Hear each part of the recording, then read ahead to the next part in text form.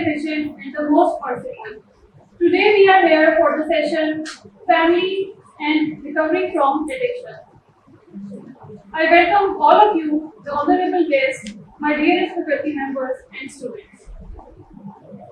Today we have a very successful personality among us, and he has over 45 years of experience in addiction psychiatry. He obtained his medical degree from Dow University, Karachi, and then throughout his career he received training from the USA. He has more than 10,000 videos online with millions of viewers on daily basis from around the world. He has also contributed to a lot of books related to management of addiction and family. Some of them are Anmol Maa, Anmol Baap, Nashi Ki Bimari Ek Sath. He is also conducting stakeholder session at the Willing Place every Tuesday, Thursday and Saturday. With a great round of applause, I would like to invite the CEO, Addiction Specialist of Willing Place, the Vetic Institute and Siddhartha Training. Please, sir.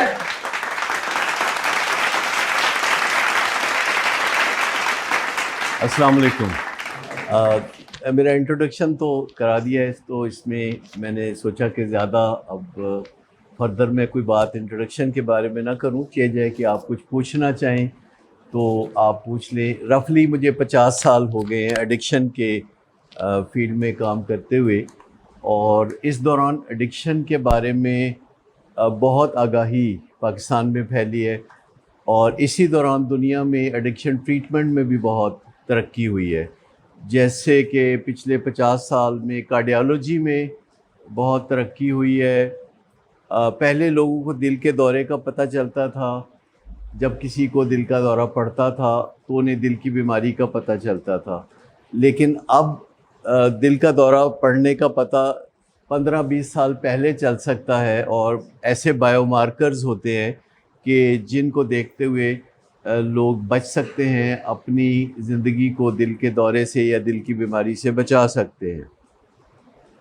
इसी तरह psychiatric illnesses के बारे में पहले पता चलता था जब वो हो चुकी होती थी, और अब 15-20 साल पहले पता चल सकता है कि आया हमें या हमारे किसी अजीज़ को कोई साइकेट्रिक इलनेस या एडिक्शन का सामना होगा कि नहीं होगा। It is predictable now.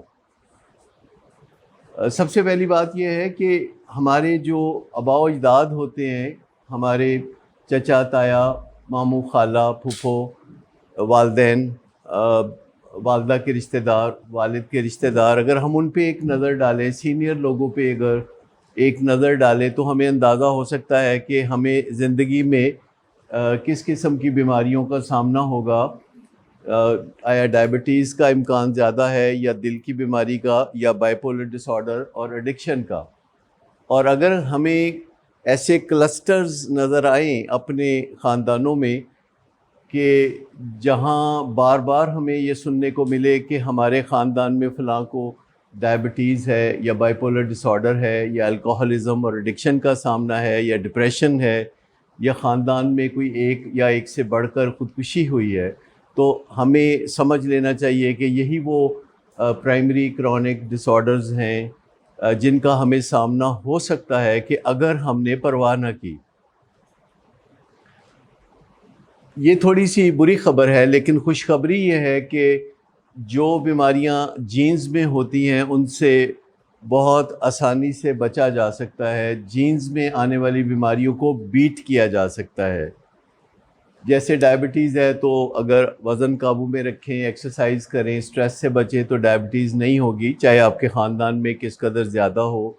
इसी तरह दिल की बीमारी के बचाव के लिए भी कुछ तदाबीर हैं जो हम कर लें तो नहीं होगी, लेकिन जो माहौल का असर है, जो एनवायरनमेंट का असर है, उससे बचना ज़्यादा मुश्किल है। आम आइडिया ये लोगों का होता है कि जेनेटिक इलनेसेस से बचना मुश्किल है, लेकिन ज़्यादा हकीकत जो बड़ी है सामने आती है बार बार, वो ये है कि हमारे दोस्त किस किस्म के लोग हैं, हम किस एनवायरनमेंट में रहते हैं, किस शहर में रहते हैं, और किन लोगों से हमारा मिलना जुलना होता है। इस पे बहुत ज़्यादा डिपेंड करता है कि ہمارا فیوچر کیسے شیپ اپ ہوگا. ہوپفلی میں کافی یقین سے کہہ سکتا ہوں کہ میرے سامنے جو آڈینس بیٹھے ہوئے ہیں ان میں سے کسی کو امکاناً ایڈکشن کا سامنا نہیں ہے، لیکن ہم سب میں پوٹینشیل ہوتا ہے. ہمارے اندر ایک تھوڑا بہت جھانکنے سے پتہ چلتا ہے کہ کیا ہمارے اندر ایڈکشن کا کوئی پوٹینشیل ہے کہ نہیں، جو کہ سب کے اندر تھوڑا یا زیادہ ہوتا ہے. ایک اسپیکٹرم ہے کہ جو 0 سے 100 کا اسپیکٹرم ہے، تو کچھ نہ کچھ ایڈکشن کا سامنا ہم سب کو ہوتا ہے، اور اس کا اندازہ کچھ پہلے لگایا جا سکتا ہے. اور کچھ چیزیں ہوتی ہیں جن کو ہم مائکرو ایڈکشنز کہتے ہیں. مائکرو ایڈکشنز وہ ہوتی ہیں جن کو ہم مائکروسکوپ کے نیچے رکھ کے دیکھ سکتے ہیں، کھلی آنکھ سے نظر نہیں آتی. اور میکرو ایڈکشنز وہ ہوتی ہیں جیسے اگر آپ کو کوئی اسموکنگ کرتا نظر آتا ہے، شراب پیتا نظر آتا ہے، تو وہ میکرو ایڈکشن ہے. جوا کھیلتا نظر آتا ہے یا ورکوہولک ہے تو وہ میکرو ایڈکشن ہے. لیکن اگر کوئی اوائڈ کرتا ہے سچویشنز کو کسی خوف کی وجہ سے، تو یہ ایک مائکرو ایڈکشن ہے. اگر کسی کو چھپکلی سے ڈر لگتا ہے، کاکروچ سے ڈر لگتا ہے اور کراہت محسوس ہوتی ہے حد سے زیادہ، تو وہ مائکرو ایڈکشن ہے. اسی طرح اگر دل میں کوئی بات ہے اور ہم کہہ نہیں پاتے اور چھپا کے رکھتے ہیں، ماسکنگ کرتے ہیں، تو یہ ایک مائکرو ایڈکشن ہے. اسی طرح اگر ہم باتوں کو سوچتے رہتے ہیں، باتوں کی جگالی کرتے رہتے ہیں، اور جس بندے سے بات کرنے کی ضرورت ہے وہ نہیں کرتے، تو اس کو ریومینیشن یا ایک مائکرو ایڈکشن کہتے ہیں. اچھا، اگر پہلا سمٹم آتے یہ خیال آتا ہے کہ 2 گولیاں پیناڈول لے لیں، یا نیند نہیں آ رہی تو کوئی دوا لے لیں، یا کوئی درد ہو رہا ہے پٹھوں میں تو کوئی بروفن لے لیں، تو یہ جو ٹینڈنسی ہے کیمیکلز کے اوپر، جو یہ ایمان ہے کہ اگر مجھے تھکاوٹ ہے تو یہ خود سے دور نہیں ہوگی، مجھے اس کے لیے کوئی دوا لینی چاہیے. اور پل پاپنگ جس کو ہم کہتے ہیں، اگر وہ ہے جو کہ سیف لمٹ میں بھی ہے، جیسے بروفن لے لینا، اینسیڈ لے لینا، پیناڈول کھا لینا، لیکن یہ ظاہر کرتی ہے کہ مائکرو ایڈکشن کا سامنا ہے. اگر ہم اپنے غصے سے مینج کرتے ہیں چیزوں کو، دوسرے لوگوں کو گھور کے یا غصے والا چہرہ بنا کے یا باڈی لینگویج سے میسج کنوے کرتے ہیں، لفظوں میں بات نہیں کرتے، یا کم از کم اچھے لفظوں میں بات نہیں کرتے، تو یہ جو اینگر کے ذریعے مینجمنٹ ہے، یہ بھی ایک مائکرو ایڈکشن ہے. سو یہ جو مائکرو ایڈکشنز ہیں، ان کو ہم اپنے آپ میں بہت آسانی سے دیکھ سکتے ہیں. ایک اور چیز جو بہت بڑی نشانی ہے کہ آیا ہمیں ایڈکشن کا سامنا آگے چل کے ہو سکتا ہے کہ نہیں، وہ OCD ہے. آپ جانتے ہوں گے obsessive compulsive disorder، جس میں لوگ کچھ ایسے کام کر رہے ہوتے ہیں جیسے ہاتھ دھونا، یا چیزوں کو کراس چیک کرنا، یا اچانک اندر سے اٹھنے والی آواز پہ کچھ کھا پی لینا، رات کو 2 بجے پیزا آرڈر کر دینا، بے موقع کھانا پینا جو ہوتا ہے، یہ بھی ایک مائکرو ایڈکشن ہے، جس سے ہم اپنے آپ کو ایک طرح سے میڈیکیٹ کرتے ہیں، کیونکہ جو فوڈ ہوتا ہے یہ موڈ آلٹرنگ ہے، موڈ آلٹرنگ سبسٹنس ہے، اور بغیر ضرورت کے بے وقت کھانا پینا یہ بھی ایک مائکرو ایڈکشن ہے. اسی طرح نیچر کے اگینسٹ چلنا، جیسے راتوں کو دیر تک جاگنا، 2 3 4 بجے تک جاگنا، دن کو پھر دیر تک سونا، یہ بھی مائکرو ایڈکشن کی نشانی ہے، کیونکہ آپ نارمل چیزوں سے ہٹ رہے ہیں، نارمل عادتوں سے ایب نارمل عادتوں کی طرف چل رہے ہیں. تو یہ اس طرح کی اور بہت ساری چیزیں ہیں، جیسے کہ رسک ٹیکنگ بیہیویئر ہے، جس میں پوری طرح سے ہم اندازہ نہیں لگاتے کہ کیا نقصان ہونے والا ہے، بلکہ ہمیں کانفیڈنس ہوتا ہے کہ جو بھی نقصان ہونے والا ہے وہ ہم اس سے بچ جائیں گے. یہ لال بتی کراس کریں گے، دیکھ بھال کے ذرا کوئی پولیس والا نہ ہو، کیمرہ نہ لگا ہو، تو ہم بچ جائیں گے تو ایسے بیہیویئرز کرنا یہ بھی ایڈکٹیو بیہیویئرز ہیں. اب یوں سمجھ لیں کہ ایک ہمارا برین ہے اور ایک ہمارا مائنڈ ہے. آپ دونوں کے اندر فرق سمجھتے ہوں گے کہ مائنڈ ایک سافٹ ویئر ہے اور برین ایک ہارڈ ویئر ہے, اور یہ دونوں ایک ہی جگہ رہتے ہیں. یعنی ہمارے سر کی ہڈی کے اندر یہ کوئی 1.25 کلو گرام کا جو سیمی سالڈ سیمی لیکوڈ ماس ہے اس کو ہم برین کہتے ہیں, اور اس کے اوپر بادلوں کی طرح چھایا ہوا مائنڈ ہے. اور دونوں چونکہ ایک ہی جگہ پہ رہتے ہیں, ایک ہی ہڈی کے اندر رہتے ہیں اور سر کے اندر رہتے ہیں برین اور مائنڈ, تو ہم ان کو آپس میں انمیش سمجھتے ہیں. ہم سمجھتے ہیں کہ یہ one and the same thing ہے, لیکن یہ ایسا نہیں ہے. یوں آپ سمجھ لیں کہ جیسے کسی گھر میں ایک کرایہ دار بھی رہتا ہو اور ایک مالک مکان بھی رہتا ہو, تو اندازہ لگانا بعض اوقات مشکل ہو جائے گا کہ کرایہ دار کون ہے اور مالک مکان کون ہے. لیکن جب آپ غور سے دیکھیں گے تو آپ کو ان کے بیہیویئر سے اندازہ ہو جائے گا کہ مالک مکان کون ہے اور کرایہ دار کون ہے. تو آپ بتا سکتے ہیں کہ برین اور مائنڈ میں سے مالک مکان کون ہے اور کرایہ دار کون ہے؟ جی مائنڈ جو ہے. باقی کسی کا اور کوئی خیال آپ نے؟ جی بتائیے. برین, آپ برین کو کہہ رہے ہیں. اس کا مطلب ہے کہ یہ کنفیوژن بہرحال اپنی جگہ موجود ہے کہ کچھ لوگ سمجھتے ہیں کہ مائنڈ ہے اور کچھ لوگ سمجھتے ہیں کہ برین ہے. اور برین ایک فزیکل ریالٹی ہے جسے چھوا جا سکتا ہے, اور ہوپ فلی آپ سب نے کبھی نہ کبھی برین ضرور کھایا ہوگا. تو وہ ایک ایسی چیز ہے جسے دیکھا ناپا تولا جا سکتا ہے. جو مائنڈ ہے یہ ایک میٹا فزیکل ریالٹی ہے, اس کو آپ چھو نہیں سکتے. اٹس لائک سافٹ ویئر کہ آپ اس کو جانتے ہیں, یہاں سے آپ کی شناخت ابھرتی ہے. جو ہمارا نام ہوتا ہے, وہ جو نام ہوتا ہے وہ مائنڈ کا نام ہوتا ہے ہمارے, یا برین کا نام ہوتا ہے.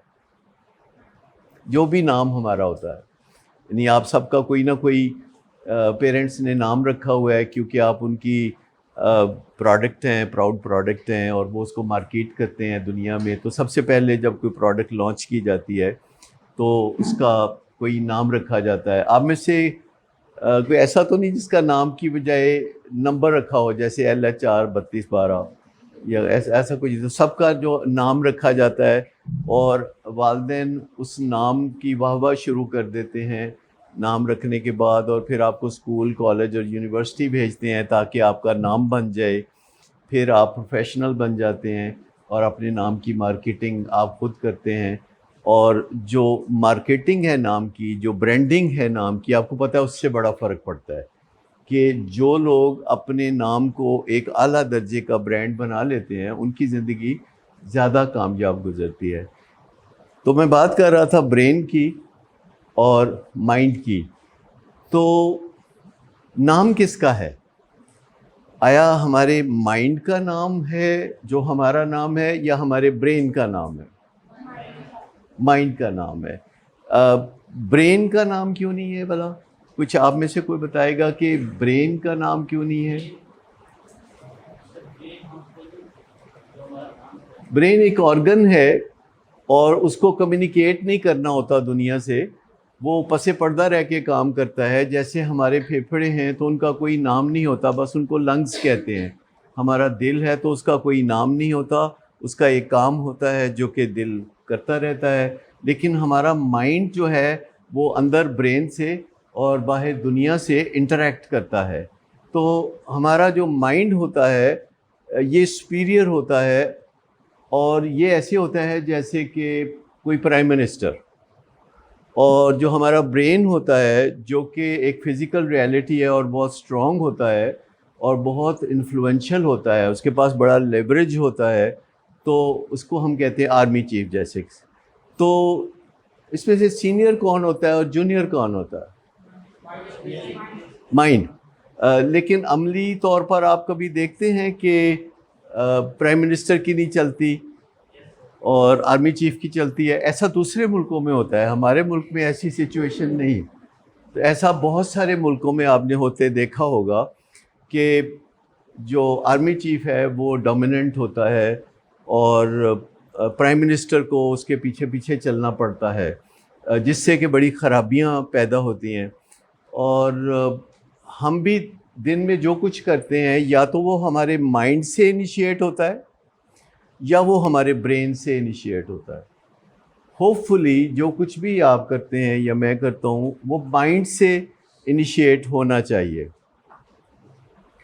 تو جو چیزیں مائنڈ سے انیشیٹ ہوتی ہیں ان میں ایڈکٹیو پہلو نہیں ہوتا، اور جو چیزیں برین سے انیشیٹ ہوتی ہیں، جو خود سے امپلس آتا ہے برین سے اور ہم وہ کرتے ہیں، چاہے وہ OCD ہو، چاہے وہ سگریٹ ہو، چاہے وہ پزا ہو، جو چیز برین سے انیشیٹ ہوتی ہے. آپ ایئرپورٹ گئے ہیں اور آپ کو ڈر لگ رہا ہے کہ جہاز کہیں گر نہ جائے، تو یہ برین سے انیشیٹ ہونے والی چیز ہے جو سکنس ہے، ایڈکٹیو ہے. ایڈکٹیو چیزیں ہم ان کو کہتے ہیں جو ریگولرلی ہم کرتے ہیں، جن کے ہم عادی ہوتے ہیں، لیکن ان کے فائدے اور نقصان ہوتے ہیں. لیکن جو مائنڈ سے عادتیں ہم بناتے ہیں سوچ سمجھ کے، جن کے صرف فائدے ہوتے ہیں، نقصان نہیں ہوتے، تو ان کو ہم ہیبٹس کہتے ہیں. تو آپ سمجھ لیں کہ ایڈکشن اور ہیبٹ میں کوئی خاص فرق نہیں، سوائے اس کے کہ ایڈکشن کے نقصانات اور ہیبٹس کے صرف فائدے ہوتے ہیں. ایڈکشن کے بھی تھوڑے بہت وقتی فائدے ہوتے ہیں جنہیں جگاڑ کہا جاتا ہے. وقتی طور پر کوئی نہ کوئی ایسا کام جس سے ہمارا کام بن جائے، جیسے کئی دفعہ بجلی کی وہ سوئچ لگانے کی بجائے لوگ ڈائریکٹلی تاریں لگا دیتے ہیں اور اس میں دیا سلائی گھسا دیتے ہیں، تو بجلی اس وقت روشن ہو جاتے ہیں بلب. لیکن آپ کو پتہ ہے کہ وہ جگاڑ کا طریقہ جو ہے کبھی نہ کبھی آپ کو اس سے نقصان پہنچ سکتا ہے. تو یہ جو ہمارا مائنڈ ہے یہ پیدا ہونے پر آلموسٹ زیرو ہوتا ہے، اسکریچ سے کام شروع ہوتا ہے. ہمارا کوئی خاص قابل ذکر مائنڈ نہیں ہوتا جب ہم پیدا ہوتے ہیں. بچے میں بس تھوڑی بہت انٹیوشن ہوتی ہے کہ بھوک لگے تو رو لیا، درد ہوئی تو رو لیا، ماں ادھر ادھر ہوئی تو رو لیا. یہ کوئی مائنڈ کی وجہ سے نہیں ہوتا، یہ اس کے اندر ایک سسٹم ہے جسے انسٹنکٹ کہا جا سکتا ہے یا جبلت کہا جاتا ہے، تو وہ اس کے اندر ہوتا ہے. لیکن برین جو ہے ہمارے پیدا ہونے کے بعد کافی حد تک ڈیولپ ہو چکا ہوتا ہے. یا آپ یوں سمجھیں کہ باقی جسم کے لحاظ سے دیکھا جائے تو برین ڈیولپمنٹ فاسٹر ہوتی ہے. یعنی ہمارے ہاتھ پاؤں، پٹھے، مسل، پھیپھڑے، باقی چیزیں جو ہیں جو گرو کرتی ہیں وہ ذرا بعد میں سلو رفتار سے گرو کرتی ہیں اور میچ کرتی ہیں برین کو. لیکن برین کافی حد تک پیدائش کے ٹائم پہ ڈیولپ ہوا ہوتا ہے. لیکن پھر بہت ساری بات ایسی بھی ہے کہ برین کے اندر ڈیولپمنٹ کے جو مراحل ہیں وہ آہستہ آہستہ طے ہوتے ہیں. اور لڑکوں میں برین 28 سال کی عمر میں کمپلیٹلی ڈیولپ ہو جاتا ہے، جو ڈیولپمنٹ اس کے اندر ہونی ہوتی ہے، فزیکل ڈیولپمنٹ آئی مین. اور لڑکیوں میں 25 سال کی عمر میں برین ڈیولپ ہو جاتا ہے، جس حد تک بھی اس نے ہونا ہوتا ہے.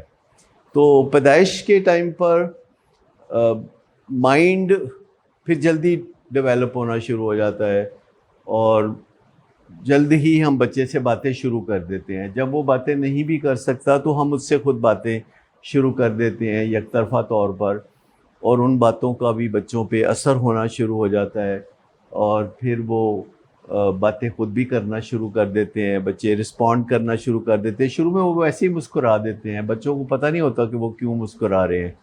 اور بچوں کی جو ڈیولپمنٹ ہے ان کے بارے میں کئی باتیں ہمیں پتہ نہیں ہوتی. مثال کے طور پر بچے پیدا ہوتے ہیں تو ان کو رنگ نظر نہیں آتے، وہ بندہ بھی صاف نہیں نظر آتا. بعض اوقات ان کو اور بھی اس طرح کے مسئلے ہوتے ہیں. لیکن جو زندگی آگے بڑھتی ہے پھر آپ کو اسکول میں بھیجا جاتا ہے. اسکول بھیجنے سے پہلے آپ کو اپنے خاندان کا تعارف کروایا جاتا ہے، خاندانی رسم و رواج کا تعارف کرایا جاتا ہے. اسکول جانے سے پہلے مذہب کا تعارف کرایا جاتا ہے، اور بہت ساری باتیں جو تاریخی نوعیت کی ہوتی ہیں وہ بھی 4 سال کی عمر میں بچوں کو بتائی جاتی ہیں. اس کے بعد بچہ اسکول جاتا ہے، پھر مسجد جاتا ہے، ساتھ ہی پھر وہ ہائی اسکول جاتا ہے، پھر وہ یونیورسٹی جاتا ہے، کہیں کہیں ڈراپ آؤٹ بھی لوگ ہو جاتے ہیں، ان کو یہ چیز پسند نہیں آتی. اور اس سے ہمارا سافٹ ویئر ڈیولپمنٹ کا کام چلتا رہتا ہے. سوشل میڈیا پہ ہماری روزانہ سافٹ ویئر اپ گریڈیشن ہوتی ہے. ٹی وی چینلز ہم دیکھتے ہیں، ٹاک شوز دیکھتے ہیں، لوگوں کی باتیں سنتے ہیں، ڈرامے دیکھتے ہیں، فلمیں دیکھتے ہیں، کتابیں پڑھتے ہیں، یونیورسٹی جاتے ہیں، اپنے اپنے گھر کے کلچر کو ڈسکس کرتے ہیں دوست احباب. تو اس سے ہماری سافٹ ویئر ڈیولپمنٹ ہوتی رہتی ہے. اور یہ سافٹ ویئر ڈیولپمنٹ جو ہے یہ برین ڈیولپمنٹ سے آگے چلنی چاہیے، انہیں سرپاس کرنا چاہیے. اگر ہماری soft where development league behind کر رہی ہے اور برین کے پیچھے چل رہی ہے، برین کی ڈیولپمنٹ آگے اور سافٹ ویئر کی ڈیولپمنٹ پیچھے چل رہی ہے، تو اس کا مطلب ہے کہ ہمیں ایڈکشن کا خطرہ ہو جائے گا. ہمارے دماغ سے کوئی پیغام آئے گا جو ہمارا مائنڈ مان لے گا، اور یہاں سے ایڈکشن کا آغاز ہوتا ہے. جب کہ دماغ سے کوئی پیغام آتا ہے جو کہ مائنڈ مان لیتا ہے.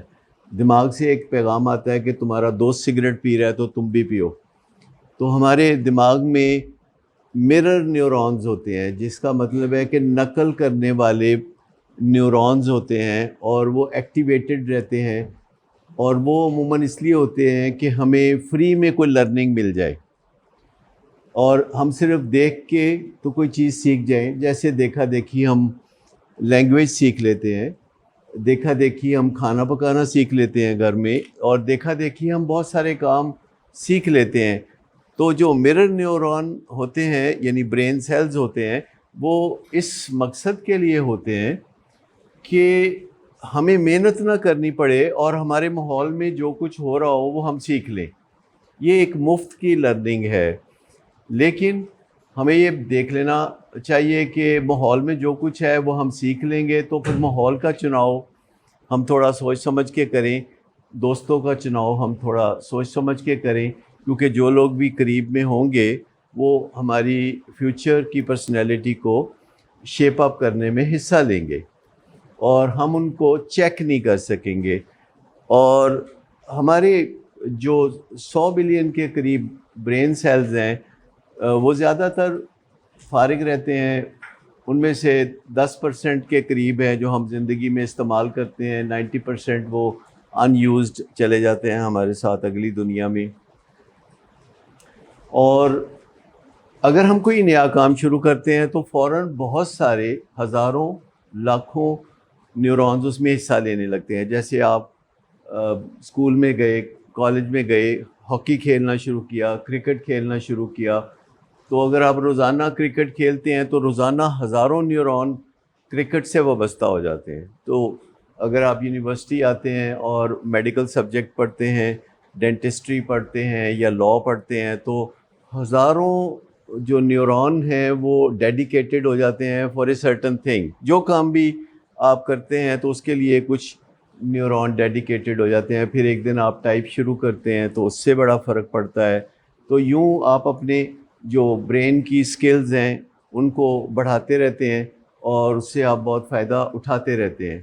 لیکن آپ چاہیں تو ایسا کریں، چاہیں تو برین کو بالکل استعمال نہ کریں. ایسے لوگ بے پناہ ہیں جو برین کو بالکل زحمت نہیں دیتے اور بس ضروری کام اس سے لیتے ہیں، باقی اس کو آرام کرنے دیتے ہیں. اگر آپ اس کا اندازہ لگانا چاہیں تو اس طرح لگا سکتے ہیں کہ بہت سارے لوگ ہاتھوں سے بھی کوئی خاص کام نہیں کرتے. کھانا کھا لیا، کچھ اور چھوٹا موٹا چیز اٹھا کے ادھر سے ادھر رکھ دی، ہاتھوں سے یہ کہا ہاتھ دھو لیے، منہ دھو لیا. لیکن کچھ لوگ ہیں کہ پھر ہاتھوں سے زیادہ کام کرتے ہیں، جیسے کہ لکھنا پڑھنا. ہاتھوں سے کچھ نہ کچھ لکھا پھر ٹائپ کیا. یہ ہاتھوں سے جو کمپلیکس کام ہے وہ کرنا شروع کر دیتے ہیں. پینٹنگ کرنا شروع کر دیتے ہیں ہاتھوں سے، ہاتھوں سے پیانو بجانا شروع کر دیتے ہیں. اور بہت سارے ایسے کام جیسے کشیدہ کاری، جیسے کوئی دستکاری، جیسے کوئی ہینڈی کرافٹس یا کوئی چیز بنانا شروع کر دی. تو بہت سارے لوگ اپنے ہاتھوں کو، جیسے ایک کمہار بھی ہے تو وہ اپنے ہاتھوں سے کیسے برتن تخلیق کرتا ہے، لیکن آپ کو بہت سارے لوگ ایسے ملیں گے جو ہاتھوں سے بس 2-3 کام ہی کرتے ہیں. اور اسی طرح بہت سارے لوگ ہیں جو برین سے بہت ہی کم کام لیتے ہیں، جیسے کہ لوگ ہاتھوں سے کم کام لیتے ہیں لیکن برین سے بہت سے کام لیے جا سکتے ہیں. اگر آپ یہ باتیں غور سے سنیں گے تو آج کے بعد آپ پہلے جیسے نہیں رہیں گے. یعنی ایک اس بات کو اگر آپ نے انڈرسٹینڈ کر لیا کہ آپ کا جو برین ہے وہ بہت امپورٹنٹ آرگن ہے اور آپ اس کی لک آفٹر کر سکتے ہیں، اس کو پالش کر سکتے ہیں، اس سے بہت کام لے سکتے ہیں اور ہزاروں گنا زیادہ فائدہ اٹھا سکتے ہیں بنسبت اب کے آپ آئندہ اپنے برین کا جو استعمال ہے وہ ایسا کر سکتے ہیں جس سے کہ آپ کی زندگی چمک اٹھے. سب سے پہلی بات یہ ہے کہ آپ میں سے کوئی ہے جس نے کبھی اپنے برین کے بارے میں کوئی فکر مندی کا اظہار کیا ہو کسی سے، یا سوچا ہو؟ جیسے کبھی کبھی آپ سوچتے ہیں کہ آپ کو واک کرنی چاہیے، کبھی نہ کبھی سوچتے ہیں. کبھی آپ سوچتے ہیں کہ آپ کو ایکسرسائز کرنی چاہیے، یا آپ کچھ بڑی عمر میں جیسے آپ کے والدین جب پہنچتے ہیں تو وہ کہتے ہیں کہ اچھا کولیسٹرول چیک کرانا چاہیے، شوگر چیک کرانی چاہیے، یا اپنے کوئی جسمانی معائنے کے بارے میں سوچتے ہیں، خصوصاً دل کا معائنہ یا پھیپھڑوں کا معائنہ یا دانتوں کا معائنہ تو بہت لوگ کراتے ہیں ہر 6 مہینے بعد، سال بعد. یا پھر آنکھوں کا معائنہ، اگر نظر صحیح نہ آ رہا ہو تو پھر آنکھوں کا معائنہ کراتے ہیں. لیکن کیا آپ میں سے کبھی کسی نے سوچا اور کسی سے پوچھا ہو کہ میں اپنا دماغی معائنہ کرانا چاہتا ہوں تو کوئی اچھے ڈاکٹر کا نام بتائیں؟ آپ میں سے کبھی کسی نے اپنے دماغ کے بارے میں اتنا کنسرن رکھا کہ آپ نے کسی سے پوچھا ہو کہ میں چاہتا ہوں کہ میں ریگولرلی اپنا دماغی معائنہ کروایا کروں؟ ہم اتنا سوچ ہی نہیں سکتے کہ دماغ پہ بوجھ پڑے، کیونکہ ہمارے دماغ کی جو لمٹس ہیں وہ اتنی زیادہ ہیں، دور پھیلی ہوئی، کہ ہمارے سوچنے سے اسے کوئی فرق نہیں پڑتا اور اس کو ایکٹیویشن ملتی ہے، اس کو بہتری ملتی ہے. تو جتنا زیادہ ہم سوچتے ہیں اتنا ہی اچھا فائدہ ہو سکتا ہے، بشرطے کہ ہمیں پتہ ہو کہ ہم کیا سوچ رہے ہیں، کیا پازیٹیو سوچ رہے ہیں کہ نیگیٹو سوچ رہے ہیں. اس کی جو نیچر ہے سوچ کی، اس کو دیکھنا پڑے گا کہ آیا جو کچھ ہم سوچ رہے ہیں وہ سائنٹیفک بات سوچ رہے ہیں یا کوئی ڈیلوژنل سسٹم کا حصہ بن رہے ہیں. کیونکہ آپ جو تعلیم یونیورسٹی حاصل کرتے ہیں ہوپ فلی وہ کوئی سائنٹیفک ریسرچ کا نتیجہ ہوتی ہے. زیادہ تر سبجیکٹس جیسے کہ سائنس سبجیکٹس ہوتے ہیں، اور اس کے تحت سوچنا، سائنس کے تحت سوچنا، کیونکہ سائنس کے بارے میں ہمارا رویہ تھوڑا پک اینڈ چوز کا ہے. یعنی جب ہم ہوائی سفر کرتے ہیں تو ہم سائنس کو چنتے ہیں، ہم اونٹ پہ سفر اب نہیں کرتے. اور جب ہم سیل فون استعمال کرتے ہیں تو ہم سائنس کو کنزیوم کر رہے ہوتے ہیں. لیکن زندگی کے اصولوں کے بارے میں جب ہمیں رہنمائی چاہیے ہوتی ہے تو ہم سائنس کی طرف رجوع نہیں کرتے، حالانکہ سائنس نے زندگی کے بارے میں بھی ریسرچ کر کے بتایا ہے کہ زندگی کو کیسے چلانا چاہیے. لیکن ابھی تک ہم اپنی زندگی کو چلانے کے لیے یا تو اپنے معاشرے سے گائیڈ لائنز لیتے ہیں، یا جو ہسٹوریکل ڈیلوژنل سسٹمز ہیں جن کے بارے میں کوئی ایویڈنس نہیں ہے، وہاں سے ہم رہنمائی لیتے ہیں.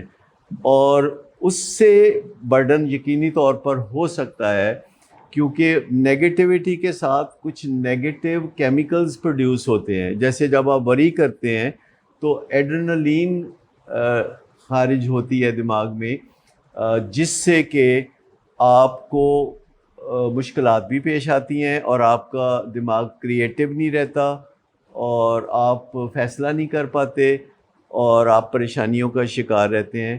اسی طرح او سی ڈی جب ہوتی ہے اور آپ کو کوئی خبط ہوتا ہے یا کوئی وہم ہوتا ہے، آپ کوئی چیز بار بار چیک کرتے ہیں یا چیزوں کی ترتیب صحیح کرتے رہتے ہیں، یا 2 گھنٹے نہاتے رہتے ہیں اور ہاتھ دو کے چھل جاتے ہیں تو پھر بھی آپ کو یقین نہیں ہوتا کہ ہاتھ صاف ہو گئے ہیں. تو آپ سمجھ لیں کہ پہلی بات تو یہ ہے کہ برین کو محض سوچنے سے کچھ نہیں ہوتا. جب آپ پڑھتے لکھتے ہیں تو برین زیادہ انرجی کنزیوم کرتا ہے. تو ڈائٹنگ کا ویسے بہترین طریقہ میں آپ کو بتاؤں کہ وہ پڑھنا لکھنا ہے, اور جس قسم کا سبجیکٹ آپ پڑھیں گے اتنی زیادہ ڈائٹنگ آپ کی ہو سکتی ہے. اگر آپ کمپلیکیٹڈ سبجیکٹ پڑھیں گے جیسے کہ فزکس, کیمسٹری یا بایولوجی پڑھیں گے, یا سائیکالوجی پڑھیں گے, یا سائیکیٹری یا نیورولوجی, تو آپ کو بہت ساری کیلریز کنزیوم کرنے کا موقع ملے گا. لیکن اگر آپ کوئی رضیہ بھٹ کا ناول پڑھیں گے تو اس سے ہو سکتا ہے کہ زیادہ کیلریز کنزیوم نہ ہو, تھوڑی بہت کیلریز کنزیوم ہو, جن کو آپ فلو کے ساتھ, یا اخبار پڑھ لیتے ہیں آپ فلو کے ساتھ.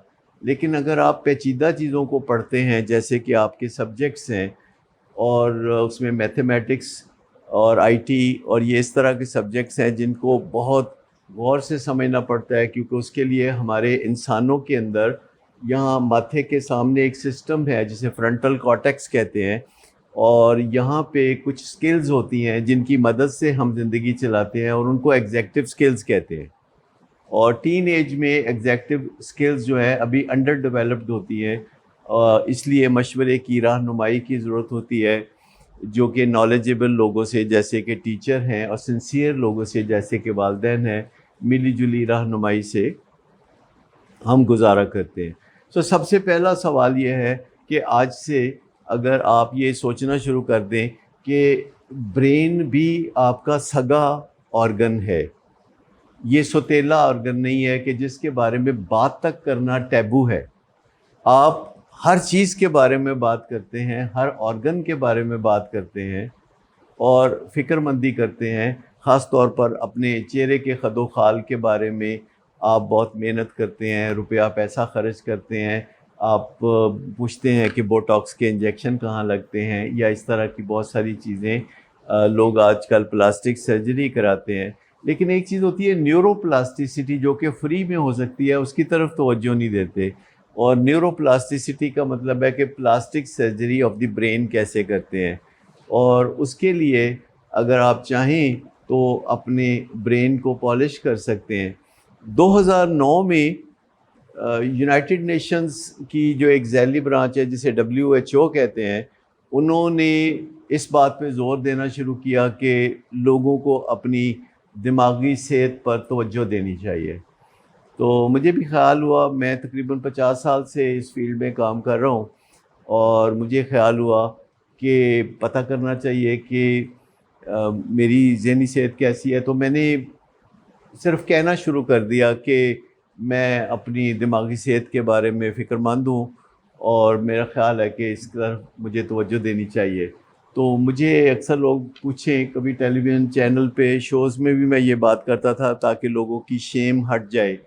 تو میں کہتا تھا کہ پہلے تو مجھے لگتا تھا کہ میں ٹھیک ٹھاک ہے برین, لیکن سوچنے میں کیا حرج ہے کہ کوئی پرابلم ہو سکتا ہے. لیکن جب میں نے آہستہ آہستہ غور کرنا شروع کیا تو مجھے پتہ چلا کہ پرابلمس تو ہیں, لیکن میں انہیں پرابلم سمجھتا ہی نہیں.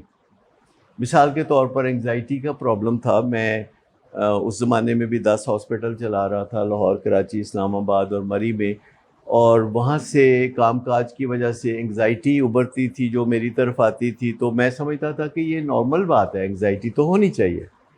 تو اسی طریقے سے مجھے ٹریول کرتے ہوئے خیال آتا تھا کہ آج میں جہاز پہ بیٹھ گیا ہوں تو آج یہ ضرور گرے گا.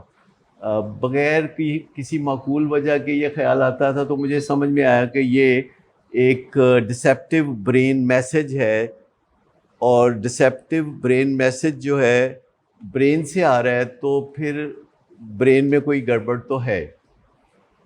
اور اس طرح کی بہت ساری چیزیں مجھے محسوس ہونے لگی کہ برین میں مسائل ہیں, اور برین میں مسائل کا مطلب یہ نہیں کہ ہم پاگل ہو گئے. برین میں سموتھ رننگ اگر نہیں ہے, کوئی بھی ہمارا آرگن اگر اپنا احساس دلاتا ہے تو اس میں کوئی گڑبڑ ہوتی ہے. جیسے پیٹ میں اگر درد ہو رہی ہے تو اس کا مطلب ہے کہ کوئی گڑبڑ ہے, اور اگر ہمیں اسٹریس ہو رہی ہے تو اس کا مطلب ہے کوئی گڑبڑ ہے, یا ڈپریشن ہو رہی ہے تو اس کا مطلب ہے کوئی گڑبڑ ہے. اور اس کو وہیں سنبھالا جا سکتا ہے. اگر پٹھے درد کر رہے ہیں تو تھوڑا ریسٹ کرنے سے یا مساج کرانے سے وہ ٹھیک ہو سکتے ہیں. اور اگر انگزائٹی ہو رہی ہے یا ڈپریشن ہے یا ریئیکٹیو ڈپریشن ہے یا کسی قسم کے سمٹمز آ رہے ہیں، غصہ ہو رہا ہے، تو ہمیں کچھ کرنا پڑے گا. لیکن ہم اس بارے میں کبھی کھل کے بات نہیں کرتے کہ ہمیں یہ مسائل ہیں، بلکہ ہم اس کا فوری علاج شروع کر دیتے ہیں کہ سگریٹ پی لیا اور کسی نے چرس کا مشورہ دے دیا تو آج کل تو سبھی پیتے ہیں. مطلب بچے بڑے آرام سے کہہ دیتے ہیں کہ والدین انہیں پوچھتے ہیں تو کہتے ہیں سبھی تو پیتے ہیں. تو سبھی بچے چرس نہیں پیتے، بہت مائنورٹی ہے جو پیتے ہیں. لیکن جو پیتے ہیں ان کے ارد گرد ایسے کلسٹرز ہوتے ہیں کہ جو چرس پیتے ہیں، پھر ہیروئن پیتے ہیں، پھر کوکین پیتے ہیں، پھر شراب پیتے ہیں. لیکن جو یہ کام کرتے ہیں انہیں لگتا ہے سب کرتے ہیں. آپ کبھی بیوروکریٹ سے پوچھیں، آپ کبھی پائلٹ سے پوچھیں، آپ کبھی ایڈوکیٹ سے پوچھیں، ڈاکٹر سے پوچھیں جو بہت برانڈڈ ہیں اور بہت ترقیوں پر ہیں. اگر آپ ان لوگوں کے ڈرگ یوز اور الکوہل یوز کا پتہ چلائیں تو 70% تک یہ لوگ جو ہیں اس چیز میں انڈلج کر جاتے ہیں. جو یونیورسٹی کا زمانہ ہے اس میں 5-7% سے بات اوپر نہیں جاتی. 25 سال کی عمر میں یا 28 سال کی عمر میں آپ یونیورسٹی سے مکمل فارغ ہو جاتے ہیں اور پھر آپ اپنی حاصل کردہ تعلیم کے زور پہ دنیا میں نام بنانا چاہتے ہیں، شان و شوکت چاہتے ہیں اور مال و متاع چاہتے ہیں، اور پھر اگلے 25 سال آپ اس پہ لگا دیتے ہیں. اور اس دوران چونکہ انسان بہت انٹیلیجنٹ بھی ہوتا ہے اور وہ اپنی انٹیلیجنس یا چتر چلاکیوں کی مدد سے بہت زیادہ کارنامے بھی انجام دیتا ہے، لیکن ابھی اس نے وزڈم یا تجربہ حاصل نہیں کیا ہوتا. تو 50 سال کی عمر تک پہنچتے پہنچتے اسے وزڈم اور تجربہ آ جاتا ہے. مزے کی بات ہے کہ وزڈم اور تجربہ آ جاتا ہے تو چتر چلاکیاں چلی جاتی ہیں، کہیں گم ہو جاتی ہیں. آپ نے کبھی دیکھا ہے کہ آپ کے ماں باپ زیادہ چتر چلاک نہیں رہے؟ وہ پہلے ہوں گے لیکن اب آپ ان کو کتنی آسانی سے چکر دے لیتے ہیں، کوئی آپ کو پتہ ہے کتنا آسانی سے، اور وہ ہاں جی کر کے تو چپ کر جاتے ہیں کیونکہ ان کے اندر سے چتر چلاکیاں مائنس ہو چکی ہیں. اور اگلی جنریشن جو ہے وہ چتر چلاکیوں سے ان کو کچھ بھی کہہ دیں تو ماں باپ جو ہیں وہ ماننے پہ تیار ہو جاتے ہیں. لیکن یہ جو آپ کی چتر چلاکیاں ہیں جو ابھی عروج کی طرف جا رہی ہیں، یہ ساری عمر ساتھ دینے والی نہیں ہے. 37 سال کی عمر کے بعد چتر چلاکیاں ڈکلائن کرنا شروع کر دیتی. تو آپ کے پاس پھر واحد جو آلٹرنیٹ چوائس رہ جاتی ہے وہ یہ رہ جاتی ہے کہ آپ وزڈم کلیکٹ کریں، کیونکہ وزڈم بڑھتی رہتی ہے، انٹیلیجنس بڑھتی نہیں، یہ کم ہوتی رہتی ہے. یہ جو عمر بڑھتی ہے 54 کی ایج تک پہنچتے پہنچتے جو چتر چلاکیاں کلیورنس ہے یہ کم ہو جاتی ہے، اور تجربہ اور عقل اور یہ سب چیزیں بڑھ جاتی ہیں. چتر چلاکی یہ ہوتی ہے کہ میں کوئی غلط کام کروں گا تو میں صاف بچ جاؤں گا، مجھے پکڑا نہیں جا سکتا. لیکن وزڈم یہ ہوتی ہے کہ میں غلط کام کروں گا ہی نہیں تاکہ مجھے کوئی خطرہ ہی نہ ہو. تو الٹیمیٹلی 50 سال کی عمر تک پہنچتے پہنچتے ہوپ فلی لوگ چتر چلاکیاں چھوڑ کے وزڈم کی طرف آ جاتے ہیں اور آگے کی زندگی وزڈم، تجربہ، ان چیزوں کی مدد سے اپنے آپ کو اور آگے لے کے جاتے ہیں. لیکن جیسا کہ آپ لوگ سوچتے ہیں، تو اگر آپ سے پوچھا جائے کہ آپ کیا چاہتے ہیں تو ابھی آپ کا جواب یہ ہوگا ہوپ فلی کہ میں چاہتا ہوں کہ ریچ اینڈ فیمس ہو جاؤں، یعنی پیسہ ہو جائے اور میں بہت مشہور ہو جاؤں. لیکن آہستہ آہستہ پھر آپ کو پتہ چلتا ہے کہ نہیں، اس سے خوشی نہیں ملتی، اور خوشی اور چیزوں سے ملتی ہے. لیکن جب تک بندے کے پاس پیسہ اور شہرت نہیں آتی تو اس کو یہ بات پتہ نہیں چلتا کہ خوشی اس سے نہیں ملتی. جیسے جب تک مچھلی کو پانی سے باہر نہ نکال کے رکھیں اس کو پتہ نہیں چلتا پانی کیا تھا. تو اکثر لوگ جن کے پاس بہت پیسہ ہوتا ہے اور بہت شہرت ہوتی ہے وہ یہی کہتے ہیں کہ خوشی ان سے نہیں ملتی، اور آپ کہتے ہیں کہ یہ ایسے ہی باتیں ہیں، خوشی تو پیسے سے ملتی ہے، ریچ اینڈ فیمس ہونے سے ملتی ہے. لیکن یہ ڈسکور کرنے کے لیے کہ خوشی ان چیزوں سے نہیں ملتی، آپ کو پہلے خوشی کے بارے میں جاننے کے لیے پہلے ریچ اور فیمس ہونے کی ضرورت ہے، تاکہ آپ کو پکا پتہ چل جائے کہ خوشی اس سے نہیں ملتی، اور پھر آپ کھڑے ہوتے ہیں بیک ٹو اسکیئر ون کہ خوشی کیسے ملتی ہے۔ ہوپ فلی آپ اس دوران بچ گئے ہیں، آپ نے کوئی نشہ بھی نہیں کیا، آپ نے کوئی شراب بھی نہیں کی اور کچھ بھی نہیں کیا، اور اب آپ ریچ اینڈ فیمس ہیں، تو آپ خوشی کی تلاش میں نکلتے ہیں۔ لیکن بہت سے لوگ آپ نے دیکھے ہوں گے کہ جو اس پروسیس میں جب ہوتے ہیں ریچ اینڈ فیمس ہونے کے، تو وہ خوشی محسوس نہیں کر رہے ہوتے اور وہ نشہ شروع کر لیتے ہیں۔ آپ نے کبھی دیکھا کہ جو ریچ اینڈ فیمس ہوتے ہیں ان میں نشہ کرنے کا رجحان بہت زیادہ ہوتا ہے؟ تو کیوں کرتے ہیں وہ نشہ؟ وہ تو ریچ اینڈ فیمس ہو ہی جا رہے ہیں، ہر سال پہلے کی نسبت وہ زیادہ ریچ اینڈ فیمس ہیں، اور پھر بھی وہ نشہ کرنے پہ مجبور ہیں۔ تو نشہ اسی لیے کرتے ہیں نا کہ اس کے بغیر خوشی نہیں ہو رہی ہوتی۔ جب نشہ کرتے ہیں تو انہیں لگتا ہے اچھا خوشی یہ ہوتی ہے۔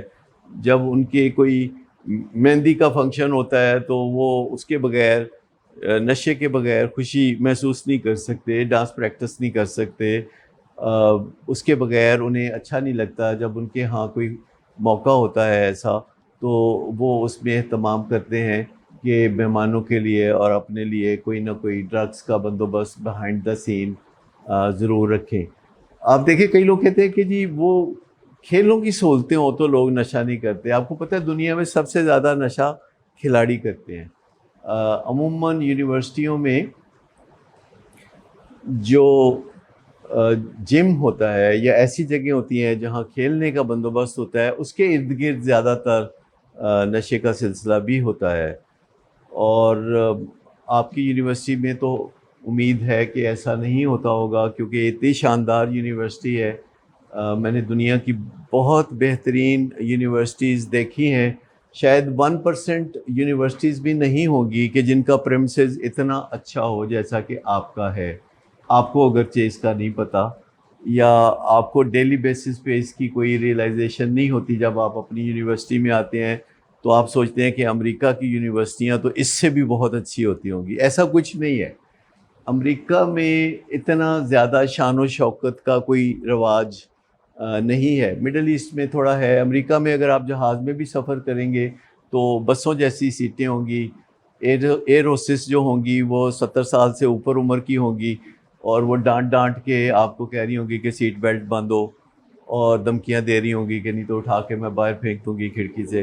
تو اس طرح یعنی آپ اندازہ کریں کہ جو دنیا کا سب سے ترقی یافتہ ملک ہے وہ تقریباً سب سے سادہ ملک بھی ہے۔ وہاں 2-4 کنال کے اندر ایک یونیورسٹی ہوتی ہے، اور وہ اپنے کام پہ فوکس کرتے ہیں۔ تو آپ لکی ہیں کہ اتنی اچھی یونیورسٹی میں آپ پڑھ رہے ہیں۔ اس کا پرائیڈ لینا چاہیے، اس کی ایک اونرشپ ہونی چاہیے کہ جب آپ یہاں چل پھر رہے ہو تو آپ کو لگے کہ میری یونیورسٹی ہے۔ اس کے ساتھ ایک ایموشنل اٹیچمنٹ جب ہوتی ہے کسی اونچی بڑی چیز کے ساتھ، جیسے کہ آپ کا دل چاہتا ہوگا کہ کوئی پرس اٹھا کے ہم چلیں جو 10 لاکھ کا ہو، تو اس کے ساتھ جب اٹیچ ہوتے ہیں تو بڑی خوشی ہوتی ہے۔ یا کوئی برانڈڈ کپڑے پہننا یا کوئی ایسی چیز، تو یہ ایک فری کی برانڈ ہے جو کہ آپ کی یونیورسٹی ہے، اور اس کو آپ اپنے ساتھ اوڑھ سکتے ہیں، اپنے گھر لے جا سکتے ہیں اوڑھ کے، اور آپ کی جو فیلنگ ہے وہ ایلیویٹ ہو سکتی ہیں، اور اپنی یونیورسٹی کے گن گا سکتے ہیں، لوگوں کو بتا سکتے ہیں۔ جتنی اچھی یونیورسٹی ہے اس کی اتنی اچھی مارکیٹنگ نہیں ہے، باہر لوگوں کو نہیں پتہ کہ یہاں جنگل میں منگل جو ہے آپ نے بنایا ہوا ہے۔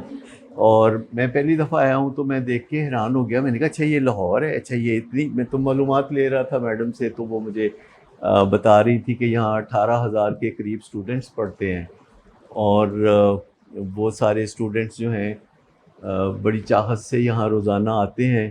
ہوپ فلی وہ اپنی تعلیم کی طرف بھی توجہ دیتے ہوں گے۔ تو ہم بات کر رہے تھے مائنڈ اور برین کی۔ تو اگر آپ نے اپنے مائنڈ کو اوپر رکھا تو ایڈکشن کا کوئی خطرہ نہیں۔ جب بھی بات شروع ہو تو مائنڈ سے شروع ہو، برین کی طرف چلے، اور برین اس کو فیسیلیٹیٹ کرتا ہے۔ Brain is a facilitator. یہ ایک آرگن ہے جس کا سب سے قریبی رشتہ ہے مائنڈ کے ساتھ. ہمارے ہاتھ کا رشتہ مائنڈ کے ساتھ اتنا قریبی نہیں ہے, ہمارے پاؤں کا اور بھی دور ہے, لیکن ہمارے مائنڈ کا برین سے ایسا رشتہ ہے جیسے کہ اوپر کی منزل میں مالک مکان رہتا ہے اور نیچے کی منزل میں کرایہ دار رہتا ہے, اور مالک مکان جو ہے کرایہ دار کو آواز دے کے کہتا ہے کہ میرا یہ کام کر دو یا میرا وہ کام کر دو. سب سے پہلے یہ ہے کہ آپ اپنے مائنڈ اور برین کو سیپریٹ ڈیل کرنا شروع کر دو, آپ نے سیپریٹ اینٹیٹیز سمجھنا شروع کر دو. اگر آپ چاہتے ہو کہ آپ کو کبھی زندگی میں ایڈکشن کا سامنا نہ ہو, اور ایڈکشن چاہے ڈرگس کی ہو, چاہے خیال کی ہو, چاہے ایکٹیویٹی کی ہو, تکلیف دہ صورتحال ہے, اور جس کو بھی ایڈکشن ہوتی ہے اس کو دوسرے لوگوں سے تصادم کا سامنا ہوتا ہے. میری ایک کتاب بھی ہے کہ نشے کی بیماری کا دوسرا نام ہے تصادم, اور جہاں بھی آپ کو تصادم نظر آئے وہیں پیچھے آپ کو ایڈکشن کی بیماری نظر آئے گی. جہاں بھی تصادم ہوگا, کیمیکل ایڈکشن یا نان کیمیکل ایڈکشن ہوگی, اس کے پس پردہ چاہے وہ تصادم دو لوگوں کے درمیان نظر آئے, دو اسٹوڈنٹس کے درمیان نظر آئے, یا اپنے گھر میں جا کے والدین کے درمیان نظر آئے, یا سیاسی لوگوں کے درمیان نظر آئے, یا فلسطین میں جو تصادم ہے وہ آپ کو نظر آئے, تو آپ کو ہمیشہ پتہ چلے گا کہ اس کے بالکل بیک ڈراپ میں ایڈکشن کی بیماری پل رہی ہے. اور اس تصادم کو سمجھنا بہت ضروری ہے, جو کہ ہمارے اندر جو ایک اینیمل ہے جو کہ برین میں اپنا ایک وجود رکھتا ہے. ہمارا جو دماغ ہے یہ ویلیو ایڈڈ دماغ ہے. آپ سمجھیں کہ جو دیکھنے میں ہمارا دماغ اور کسی گھوڑے کا یا بکرے کا دماغ ملتا جلتا ہی لگتا ہے, لیکن ہمارا دماغ ویلیو ایڈڈ ہے. اس میں سوچ بچار ہے, اس میں چیزوں کا تصور کرنے کی گنجائش ہے. آپ 10 سال پرانے واقعات کو ویڈیو کی شکل میں دیکھ سکتے ہیں, کلر میں دیکھ سکتے ہیں, برائٹ دیکھ سکتے ہیں. اس دوران جو کھایا پیا تھا آپ اس کو بھی دہرا کے دوبارہ اس کا ذائقہ بھی محسوس کر سکتے ہیں. جانوروں میں ایسا نہیں ہوتا, اس لیے جانوروں نے ترقی نہیں کی. وہ اپنی جبلت کے اوپر چلتے ہیں اور ترقی وہ نہیں کرتے. وہ ایک دوسرے کے ساتھ جب کوئی معاملہ ہوتا ہے گڑبڑ تو لڑ کے اسے سالو کرتے ہیں, وہ مذاکرات سے نہیں سالو کرتے. وہ ایک دوسرے کو یا تو گھور کے بھگاتے ہیں یا مار کے بھگاتے ہیں. انسان ایک دوسرے کے ساتھ مذاکرات کر سکتے ہیں, بات چیت کر سکتے ہیں, اور اس صلاحیت کو جتنا بھی وہ بڑھا لیں تو اتنا ہی تھوڑا ہے, کیونکہ وہ ڈاکٹر بنے یا انجینئر یا لائر یا سی ای اوز بنے, انہیں دوسرے انسانوں سے ڈیلی بیسس پہ مذاکرات کرنے پڑیں گے, اور انہیں پھر بیوی یا خامد سے مذاکرات کرنے پڑیں گے جو کہ 24/7 کا ریلیشن شپ ہے. انہیں ماں باپ سے اور اولاد سے مذاکرات کرنے پڑیں گے جو 24/7 کا مشکل کام ہے. تو مذاکرات کے بارے میں زیادہ تر آپ کا کیا خیال ہے کہ یہ تو ہمیں آتا ہے؟ آپ میں سے کوئی سمجھتا ہے کہ آپ کی جو مذاکرات کی صلاحیت ہے اسے بڑھایا جا سکتا ہے؟ آپ میں سے کوئی سمجھتا ہے کہ وہ بڑھائی جا سکتی ہے؟ کوئی اس بارے میں مجھے بتائیے کہ آپ کا کیا آئیڈیا کہ بس جو ضرورت تھی سیکھ لیا بات کرنا, بس کافی ہے. لوگوں تک پیغام پہنچا سکتے ہیں, لوگوں سے پیغام لے سکتے ہیں, اور ہم نے سلینگز بنائے ہوتے ہیں جس کے بڑے وسیع معنی ہوتے ہیں. جیسے یونیورسٹی میں پڑھتے ہیں اسٹوڈنٹس تو وہ ایک چھوٹا سا فقرہ بول کے تو بہت بڑی تفصیلی بات پوچھ لیتے ہیں ایک دوسرے سے. ہر یونیورسٹی کے اپنے اپنے ہوں گے, پھر ساری یونیورسٹیوں کے سلینگز ہوتے ہیں جو کہ وہ ایک دوسرے سے جب بات کرتے ہیں تو ایک ہی لفظ کو کئی معنوں میں استعمال کرتے ہیں. مثال کے طور پر آپ میں سے کوئی بتائے گا کہ آپ یہ لفظ کیا سین ہے کتنے معنوں میں استعمال کرتے ہیں؟ جی بہت سارے معنوں میں کرتے ہیں, اس وجہ سے کہ آپ کو کم ووکیبلری یوز کرنی پڑے. لیکن ریئل لائف میں جو مذاکرات ہوتے ہیں ہمیں کم وکیبلری کی ضرورت نہیں ہوتی, ہمیں بڑی وسیع وکیبلری کی ضرورت ہوتی ہے.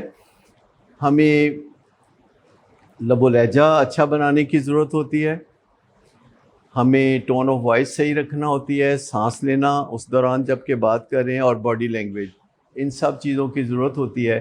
اور جب ہم ملتے ہیں اپنے فیملی ممبر سے یا کسی سے ملتے ہیں جب, تو پہلے 30 سیکنڈ میں فیصلہ ہو جاتا ہے کہ ابھی موسم کیسا ہوگا, ابھی موسم کیسے بگڑے گا یا اچھا ہوگا. تو پہلے 30 سیکنڈ میں ہمیں پتہ ہوتا ہے. تو پہلے 30 سیکنڈ میں ہی کوئی نہ کوئی فساد یا ایسی چیز ہو سکتی ہے. لیکن میں آپ کو بتاؤں کہ وہ پہلے 30 سیکنڈ میں نہیں ہوتی. وہ 30 سیکنڈ سے پہلے جو کہانیاں ہم بناتے ہیں اپنے ذہن میں, ان کہانیوں کی وجہ سے ہم تیار ہوتے ہیں کہ وہ 30 سیکنڈ میں ہم نے فساد پیدا کر دینے. یعنی جب ہم والدین سے بات کرتے ہیں اور جا کے ہم کچھ ان سے فرمائشی پروگرام کرتے ہیں, اور پہلے ہمارے ذہن میں کہانی ہوتی ہے کہ انہوں نے ہمارے لیے کیا کچھ نہیں. یعنی ایک کہانی ہے جو آپس میں آپ ملتے ہیں تو بناتے ہیں کہ ہمارے والدین نے ہمارے لیے تو کیا ہی کچھ نہیں, کیونکہ ان کو کوئی اور بندہ نظر آتا ہے جو ان کے خیال میں ان کے والدین نے بہت کچھ کیا ہوتا ہے. جب اپنے والدین کے پاس پہنچتا ہے تو بھی 30 سیکنڈ شروع ہو گئے, اور وہ کوئی کہتا ہے کہ جی مجھے یہ چیز چاہیے یا مجھے وہ چیز چاہیے, اور وہ کہتے ہیں کہ یہ نہیں ممکن یا یہ ایسا نہیں ہو سکتا. تو کہتے ہیں آپ نے ہمارے لیے آج تک کیا ہی کچھ نہیں, آپ سے تو کوئی امید رکھنا ہی فضول ہے. تو یہ جو کہانی ہوتی ہے یہ آپ اس وقت نہیں بناتے, یہ آپ کی ایک ریگولر کہانی ہے جو کہ آپ نے بنی بنائی کہانی اس وقت پیش کر دینی ہوتی ہے. تو مذاکرات جو ہوتے ہیں, جو بات چیت ہوتی ہے, آمنے سامنے بات چیت, اور مشکل بندے سے بات چیت, اور مشکل موضوع پہ بات چیت, جب جذبات بکھرے ہوئے ہوتے ہیں اس وقت بات چیت, یہ سیکھنے کی ضرورت ہوتی ہے ہم سب کو. اور کچھ لوگ نسبتاً اس میں زیادہ اچھی پرفارمنس دیتے ہیں, کچھ لوگ کم اچھی پرفارمنس دیتے ہیں. جیسے اگر آپ ٹاک شو میں دیکھیں تو وہاں اینکر جو ہے وہ کافی اچھی بات چیت کر رہا ہوتا ہے. اس طرح اور لوگ بھی ہوتے ہیں جو اوریٹرز ہوتے ہیں, جیسے ضیاء محی الدین تھے تو وہ بہت اچھی بات چیت کرتے تھے. ابھی بھی بہت سارے ایسے لوگ ہوں گے کہ جو اچھی بات چیت کرتے ہیں. تو سب سے پہلے تو اس ڈیلوژن سے نکل آنا چاہیے کہ ہم نے بات چیت کے بارے میں جو کچھ سیکھنا تھا وہ سیکھ لیا ہے. یہ ہمیشہ سیکھنے والا کام ہے, اور وقت کے ساتھ ساتھ اس کو اور عالی شان بنانے کی ضرورت ہوگی. اور نشے کے حوالے سے جو ایک بات یاد رکھنے کی ہے کہ اگر آپ کا سافٹ ویئر اپ گریڈڈ ہے اور اس میں آپ نے وائرسز کو نکالا ہے, آپ نے ڈیلوژنل سسٹم سے چھٹکارا پایا ہے, آپ نے مائنس کیا ہے اپنے سافٹ ویئر سے ایسی چیزوں کو کہ جن کے بارے میں کوئی پکا پتہ نہیں, تو آپ ان چیزوں کو ترجیح دینا سیکھ لیں کہ جن کے بارے میں پکا پتہ ہے. پرائرٹی دینا کوئی حرج کی بات نہیں, کہ سائنس کو پرائرٹی دینا کوئی بری بات نہیں. اس کی کھلی اجازت ہے کہ سائنس کو آپ اپنی زندگی میں پرائرٹی دیں. اگر آپ بیمار ہیں اور آپ کو کوئی چیز چاہیے اپنی شفا کے لیے جو کہ حلال نہیں ہے, تو پھر بیماری کی حالت میں, تکلیف کی حالت میں, ڈیسیز کی حالت میں وہ الاؤ ہے. مذہب جو ہوتا ہے وہ پرائرٹی کے حوالے سے کسی تکلیف میں مبتلا نہیں ہوتا. جب آپ نے کھانا کھانا ہو اور آپ نے نماز پڑھنی ہو تو پہلے کیا کریں گے؟ کھانا کھائیں گے. تو اس کا مطلب ہے کہ آپ نے نماز جیسی فوقیت والی چیز پہ فقط کھانا کھانے کو آپ نے ترجیح دی, جو ایڈوائز کیا جاتا ہے کہ ایسا کرنا چاہیے. تو ایسے ہی ہماری زندگی میں اور بہت ساری چیزیں ہیں کہ جو سائنس کی وجہ سے پرائرٹی لیتی ہیں, پر پرائرٹی کا مطلب سپیریورٹی نہیں ہوتا. اگر آپ کھانا کھانے کو کہتے ہیں کہ پہلے کھانا کھائیں گے اور پھر نماز پڑھیں گے, تو پرائرٹی کھانا کھانے کو چلی گئی, لیکن سپیریورٹی کدھر ہے؟ سپیریورٹی تو نماز پڑھنے میں ہے.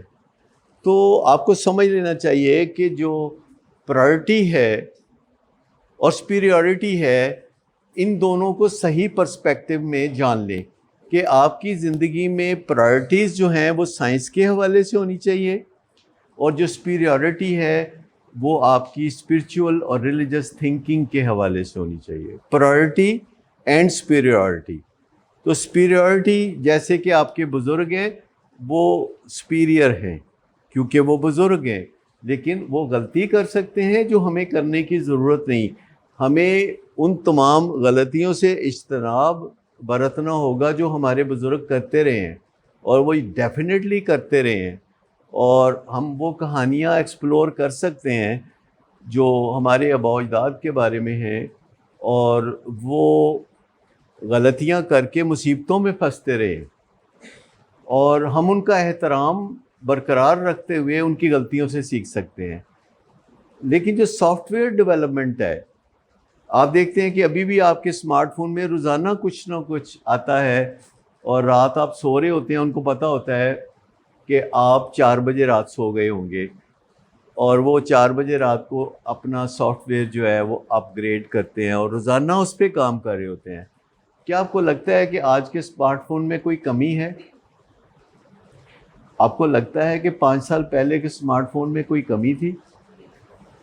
تو وہ پھر بھی کام کر ہی جاتے ہیں، اس پہ کر ہی جاتے ہیں کہ اس کو ہم نے سافٹ ویئر کو اوپر کرنا ہے. اب جیسے کہ میں نے پہلے بات کی کہ جب پیدا ہوتے ہیں تو دماغ آگے ہوتا ہے، مائنڈ بہت پیچھے ہوتا ہے، اور 28 سال کی عمر میں دماغ کی ڈیولپمنٹ رک جاتی ہے لیکن مائنڈ کی ڈیولپمنٹ نہیں رکتی. یہ جائے کہ آپ اسے زبردستی پکڑ کے روک دیں. جیسے کہ آپ دیکھتے ہیں کہ جو لوگ یونیورسٹی سے گریجویشن کرتے ہیں تو جب ان کو ڈگری ملتی ہے تو وہ بہت خوشی سے ٹوپیاں ہوا میں پھینک رہے ہوتے ہیں کہ اب پڑھنا لکھنا نہیں پڑے گا.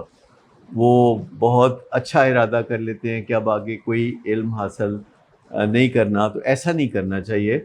اپنے مائنڈ کو جو بہت پیچھے کچھوے کی چال چلتا ہوا آیا ہے، برین سے ذرا آگے نکلنے دیں تاکہ جو آپ کی زندگی آگے جائے آپ کا جو مائنڈ ہے وہ آپ کے برین پہ حاوی ہو، تو اس سے آپ کی زندگی کو 4 چاند لگیں گے اور آپ ایڈکشن سے دور رہیں گے. ہر وہ چیز جو کہ برین سے دماغ کی طرف آتی ہے وہ ایڈکٹیو ہے، ہر وہ چیز جو مائنڈ سے برین کی طرف جاتی ہے وہ نان ایڈکٹیو ہے. اور وہ ہیبٹس بڑے کام کی ہوتی ہیں جو آپ نے طے کر کے بنائی ہے. جیسے لال بتی ہمیشہ آپ نے نہیں کاٹنی، چاہے رات کے 2:30 بجے ہوں، چاہے کوئی سارجنٹ نہ ہو، اور چاہے آپ کو بہت جلدی ہو، تو آپ نے لال بتی پہ رکنا ہے، گرین بتی پہ آپ نے چلنا ہے، یلو پہ آپ نے ریڈی ہونا ہے. اور یہ ہماری زندگی میں ہر جگہ ایک لال بتی، ایک گرین بتی اور ایک یلو بتی ہوتی ہے، اور اس حوالے سے ہم اس چیز کو ترجیح دے سکتے ہیں کہ کیسے ہم نے اپنی زندگی کو سٹیئر کرنا ہے. اور سب سے جو مشکل وقت ہوتا ہے نوجوانوں پہ وہ یہی ہوتا ہے کہ ہمارا کیا بنے گا، کیونکہ ابھی تک آپ زیادہ تر والدین کے اوپر ڈپینڈنٹ ہوتے ہیں، لیکن آپ کو پتہ ہوتا ہے کہ آگے آپ نے ذمہ داریاں سنبھالنی ہے اور آپ نے انڈیپینڈنٹلی کام کرنا ہے. اور آپ 3 طرح سے اپنے آپ کو دیکھ سکتے ہیں. پہلی بات ڈپینڈنٹ، جو کہ آپ بچپن سے دیکھ رہے ہیں کہ آپ ڈپینڈنٹ ہیں.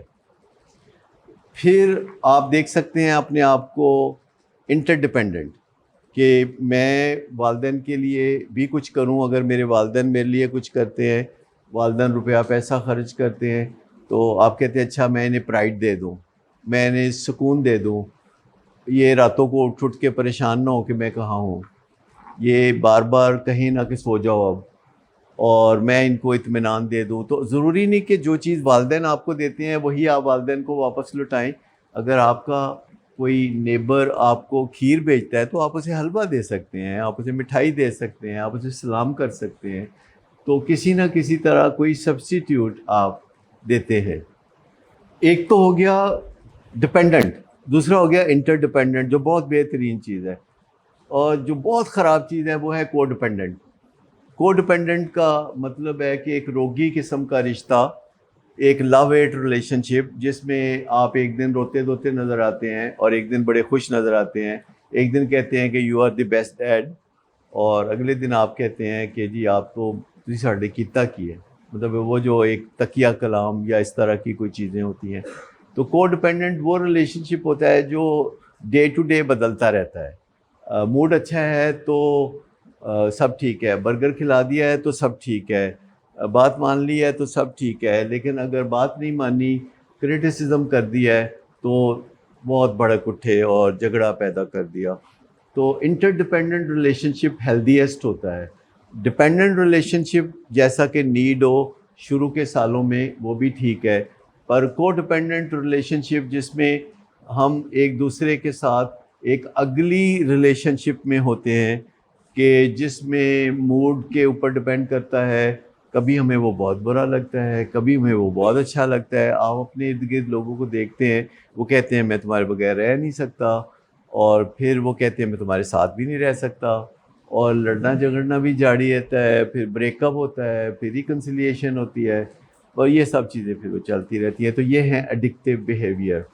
تو سنگل موسٹ جو امپورٹنٹ بات ہے وہ باٹم لائن یہ ہے کہ اپنے مائنڈ کو پالش کریں، سوچ بچار کی روشنی سے جو اندر سے آتی ہے، اور ایکسپیرینسز جو باہر سے آپ سیکھتے ہیں، لوگوں کی آٹوبایوگرافیز پڑھ کے، اور اپنے لیے ایک اسٹرکچر بنا کے۔ مثال کے طور پر اگر آپ 7 habits of highly effective people ضرور سنا ہوگا آپ نے، ڈاکٹر اسٹیون کوی کی کتاب ہے 7 habits of highly effective people اور 7 habits of highly effective teenagers, اس کے اندر ایک اسٹرکچر ہے جو آپ فالو کر سکتے ہیں۔ اسی طرح ایک ڈاکٹر گارے ہیں، ان کی اور ڈاکٹر پیک کی کتاب ہے ٹین ایج ایگزیکٹو اسکلز، جس میں آپ کام شروع کیسے کرتے ہیں، کام اینڈ کیسے کرتے ہیں، دوسرے کی جگہ ہو کے کیسے سوچتے ہیں، فلیکسیبلٹی کیسے آتی ہے، ٹائم مینجمنٹ کیسے کرتے ہیں، انگزائٹی کو کیسے مینج کرتے ہیں، امپلس کو کیسے روکتے ہیں، کہ آدھی رات کو اگر دل چاہا ہے کہ آئس کریم کھانی ہے تو ان کھا کے چھڑنی۔ تو یہ ساری چیزیں جو ہے وہ مینج کرنا آپ سیکھ سکتے ہیں۔ تو مختصراً میں بات کر کے ختم کرتا ہوں، تو پھر آپ کے سوال میں انوائٹ کرنا چاہوں گا کہ پہلے اپنے تھاٹ کی حفاظت کریں کہ آپ کا جو تھاٹ ہے وہ ہائی کوالٹی ہو۔ تو اپنے تھاٹ کو چیک کریں اور میچ کر کے دیکھیں، گوگل پہ جائیں، یوٹیوب پہ جائیں، بڑے لوگوں کی اس ٹاپک پہ ٹاک سنیں اور پتہ کریں کہ آپ کا تھاٹ ٹھیک ہے۔ دوسری بات ہے موڈ، کہ موڈ کے بارے میں کانشیس ہوں کہ ہمارے موڈ کو کوئی گڑبڑ تو نہیں ہے، یہ صبح اٹھتے ہی برا برا سا منہ کیوں بنایا ہوتا ہے، یا گھر میں ابا آتے ہیں تو لڑائی کے لیے کیوں تیار ہوتے ہیں، یا کوئی اس طرح کی چیز۔ تو موڈ بڑی امپورٹنٹ چیز ہے۔ تیسری چیز ہے بیہیویئر، جس کو ہم ول پاور کے ذریعے قابو میں رکھنے کی کوشش کرتے ہیں۔ اندر سے اچھا نہ بھی محسوس کرے تو اوپر سے ہم خوش ہو کے دکھا دیتے ہیں، ویلکم کر کے دکھا دیتے ہیں۔ تو اچھی چیز ہے بیہیویئر کے اوپر اگر قابو رکھتے ہیں تو اس سے موڈ اور تھاٹ پہ بھی اچھا اثر پڑتا ہے۔ یہ سارے ایک دوسرے پہ اثر بھی ڈالتے ہیں۔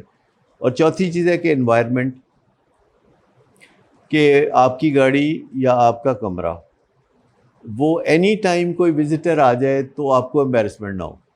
کوئی بھی رشتہ دار آ جائے تو آپ یہ نہ کہیں کہ ٹھہرو میں ذرا پہلے ٹھیک کر لوں اس کو۔ تو اپنا جو انوائرمنٹ ہے اس کے اوپر نظر رکھنا یہ بڑی امپورٹنٹ ہے اچھی زندگی کے لیے۔ اور پانچویں چیز ہے کہ اگر آپ کو کوئی بھی سمٹمز ہوتے ہیں، چاہے انگزائٹی ہے، ڈپریشن ہے، یا کوئی بخار ہے، اس کو اگنور نہ کریں، اپنے سمٹمز کو سنجیدہ لیں، اپنے سمٹمز کی آواز کو سمجھیں، اپنے سمٹمز کے معنی کو سمجھیں۔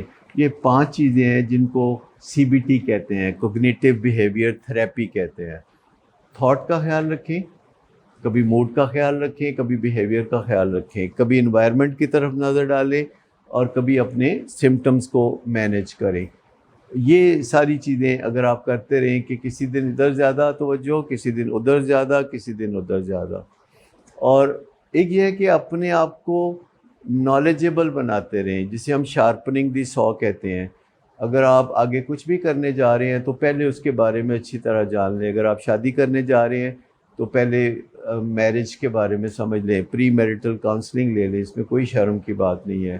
اگر آپ کوئی جاب کرنے جا رہے ہیں تو جاب پہ کیسے چمکتے ہیں پہلے وہ سمجھ لیں. اگر آپ نے کاروبار کرنا ہے تو کاروبار کی سمجھ لے لیں, کسی کاروباری کے ساتھ زندگی گزارے. میں نے 50 ایسے امریکن لوگوں کے ساتھ ایک مہینہ لگایا ہوا ہے کہ جو میرے فیلڈ کے پائنیئرز تھے, اور ان کے ساتھ 1 مہینہ کام کرنا اور ان کے ایک قدم پیچھے چلنا تاکہ آپ دیکھ سکیں کہ وہ آگے کیسے چلتے ہیں.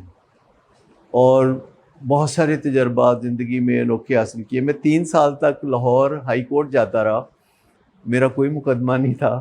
میں ہر جمعے والے دن لاہور ہائی کورٹ میں جا کے کسی نہ کسی جج کے کمرے میں بیٹھ کے دیکھتا تھا کہ وہاں کیا ہوتا ہے, کیسے مدعی آتے ہیں, کیسے مدعا علیہ آتے ہیں, کیسے وہ ایک دوسرے پہ ایلیگیشن لگاتے ہیں, کیسے پھر جج فیصلے کرتا ہے. اور 2-2 3-3 گھنٹے میں جج 30-40 فیصلے بعض اوقات کر گزرتے ہیں. تو آپ کو سمجھ آتی ہے کہ اچھا یہ کیسے ہوتا ہے. پھر بہت دفعہ دیکھا کہ کاروباری لوگ کیسے اپنے کاروباری فیصلے کرتے ہیں, سی ای اوز کیسے فیصلے کرتے ہیں. مائنڈ کے جو میٹرز ہیں وہ سائیکالوجی کے انڈر آتے ہیں, برین کے جو میٹرز ہیں وہ نیورولوجی اور سائیکیٹری کے انڈر آتے ہیں. اور جوں یہ سبجیکٹس آگے بڑھ رہے ہیں ایک دوسرے پہ انکروچ کر رہے ہیں. یعنی سائیکالوجی میں اب وہ چیزیں جاننا ضروری ہیں جو پہلے صرف سائیکیٹری میں جانی جاتی تھیں, اینڈ وائس ورسا. تو یہ ایسا جو کانسیپٹس ہیں وہ سارے اولڈ ہی ہیں.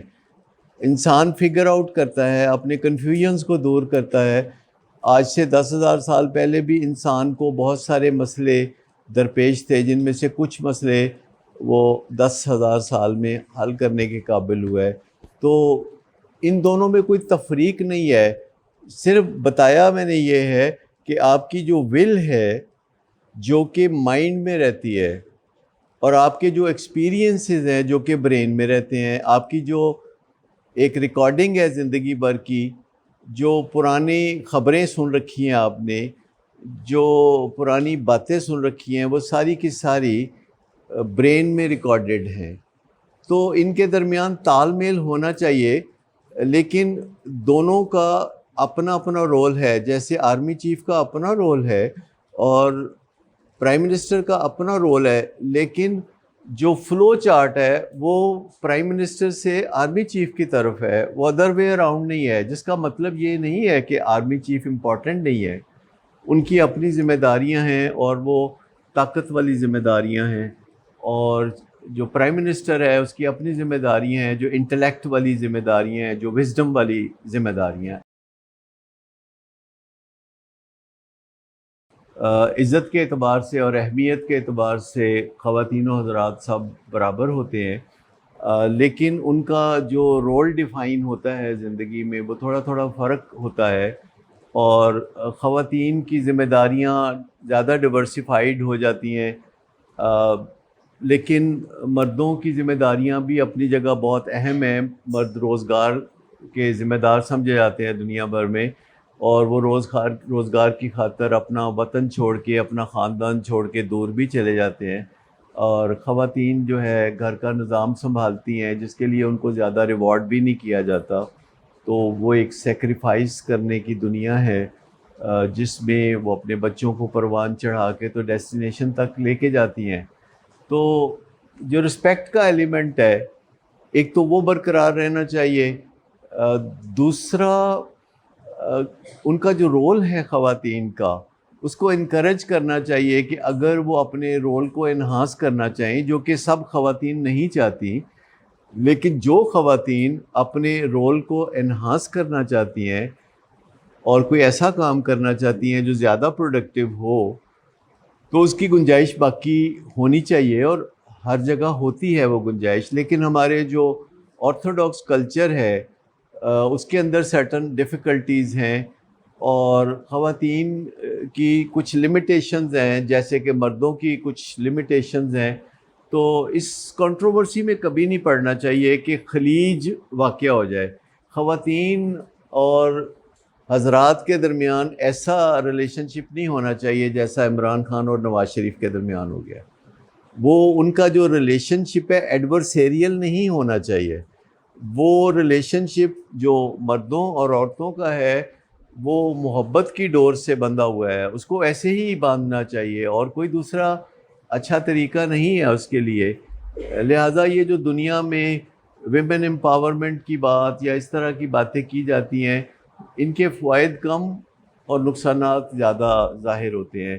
کوآرڈینیشن کم ہو جاتی ہے, رغبت کم ہو جاتی ہے, اور خواتین میں اور مردوں میں جو فرق ہے فزیولوجیکلی اور انیٹمیکلی اور پھر اور بہت سی وجوہات سے, پھر خواتین کے تجربات جو ہیں وہ گھر کے حوالے سے بڑے اہم ہیں, مردوں کے تجربات باہر کے حوالے سے بہت اہم ہیں. تو کوئی بھی کسی سے کم نہیں ہے. اور کہتے ہیں نا کہ خواتین کی وجہ سے تو دنیا میں سارے رنگ ہیں, تو مردوں کو چاہیے کہ خواتین کو بڑی زیادہ اہمیت دیں اپنی زندگی میں, جیسے اپنے گھر کی خواتین کو دیتے ہیں. تو گھر سے باہر بھی جو خاتون کبھی آمنا سامنا ہو تو گھر کی خاتون کی طرح سمجھیں تو آپ عزت کریں گے اور واپسی میں آپ کو دگنا عزت ملے گی. خواتین بیسیکلی امن پسند ہوتی ہے, زیادہ تر وہ عزت کرنے اور کرانے میں یقین رکھتی ہیں اور زیادہ تر انسیکیور بھی ہوتی ہیں. اور مردوں کی ایک بہت بڑی ذمہ داری کہیں نہ کہیں جیسے اپنے گھر کی خواتین کے لیے ہوتی ہے کہ وہ ان کی حفاظت کرتے ہیں, تو ایک ذمہ داری ان کی یہ بھی ہوتی ہے کہ وہ جو باہر خواتین ان کو کہیں نہ کہیں نظر آئیں تو وہ اس کی حفاظت کا ذمہ لیں. اور ایسا ہوتا بھی ہے, اگر کہیں کوئی خاتون مشکل میں ہو تو بہت سارے لوگ آگے بڑھ کے ان کی مدد کرنا چاہتے ہیں.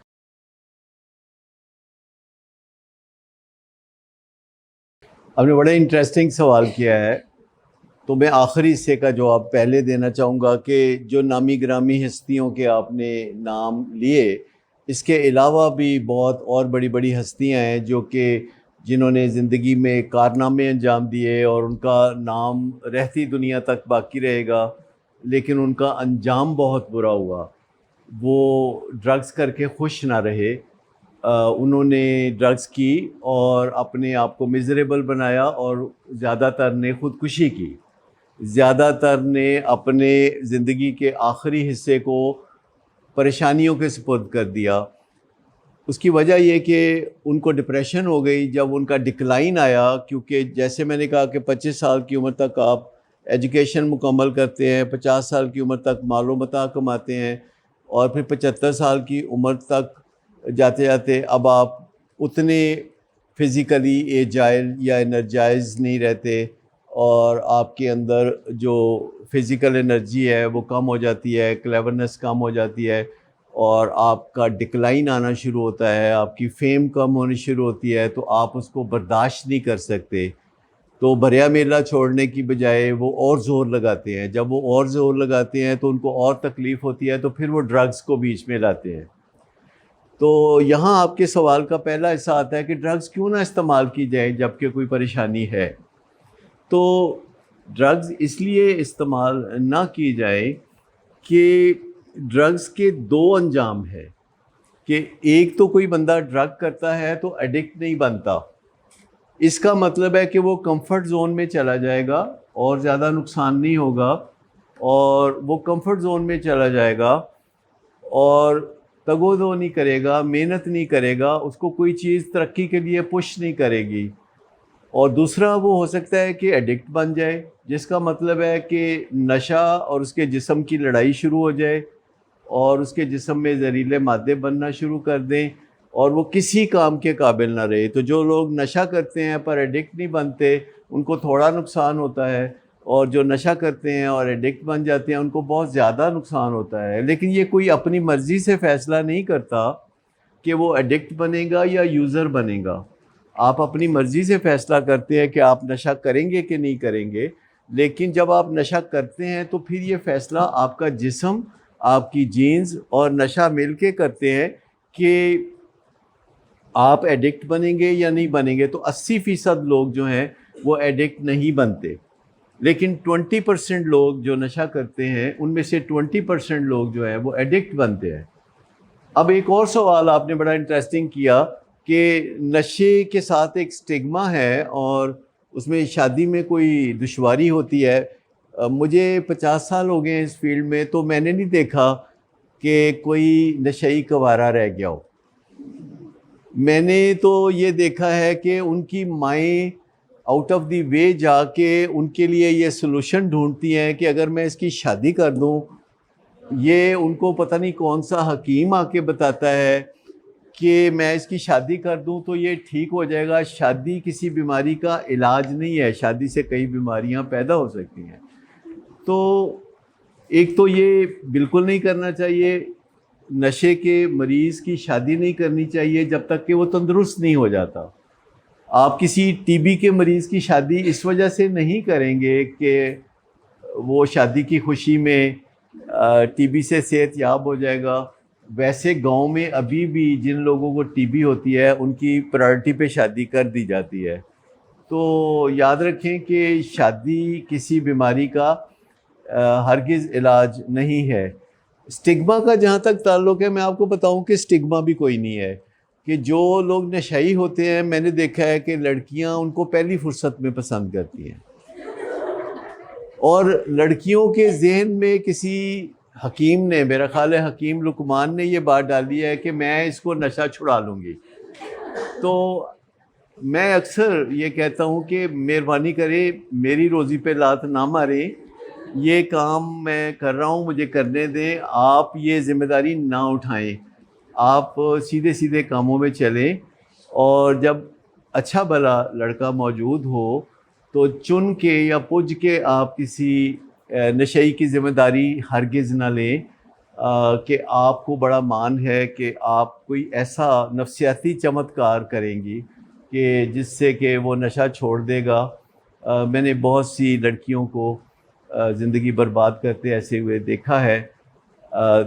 چوتھی بات جو میں کہہ رہا ہوں، آپ نے 3 سوال کیے تھے، وہ یہ ہے کہ یہ سٹگما ہے اس وجہ سے کہ فرائیڈ نشہ کرتا تھا، یا علامہ اقبال شراب پیتے تھے، یا چرچل شراب پیتا تھا. ان کی وجہ شہرت یہ نہیں تھی، وجہ شہرت ان کی کوئی اور تھی. تو یاد رکھیے کہ آپ ایک ایسے خوش قسمت معاشرے میں رہتے ہیں کہ جہاں نشہ سٹگما ہے. اگر آپ فرانس میں رہتے تو وہ پرو ڈرگ معاشرہ ہے. وہاں ایک زمانے میں کل ہی کہیں پڑھ رہا تھا کہ ایک زمانے میں اسکول کے بچوں کے ساتھ تھوڑی شراب بھیجی جاتی تھی کہ وہ ریسیس ٹائم پہ بچے شراب پی لیں تاکہ وہ تھوڑا ریلیکس ہو جائیں، تاکہ وہ نزلہ زکام نہ ہو ان کو، تاکہ ان کے پھیپھڑوں کی انفیکشن ٹھیک ہو جائے، کیونکہ شراب اینٹی سیپٹک ہوتی ہے. تو اس طرح کے جاہلانہ خیالات پہلے بہت زیادہ تھے. ہیروئن جرمنی میں ایجاد ہوئی تھی، اور جس بندے نے ہیروئن بنائی تھی اس نے ماؤں کو کہا تھا کہ میں نے ایک ایسی چیز بنائی ہے جو روتے ہوئے بچوں کو چپ کرا دیتی ہے.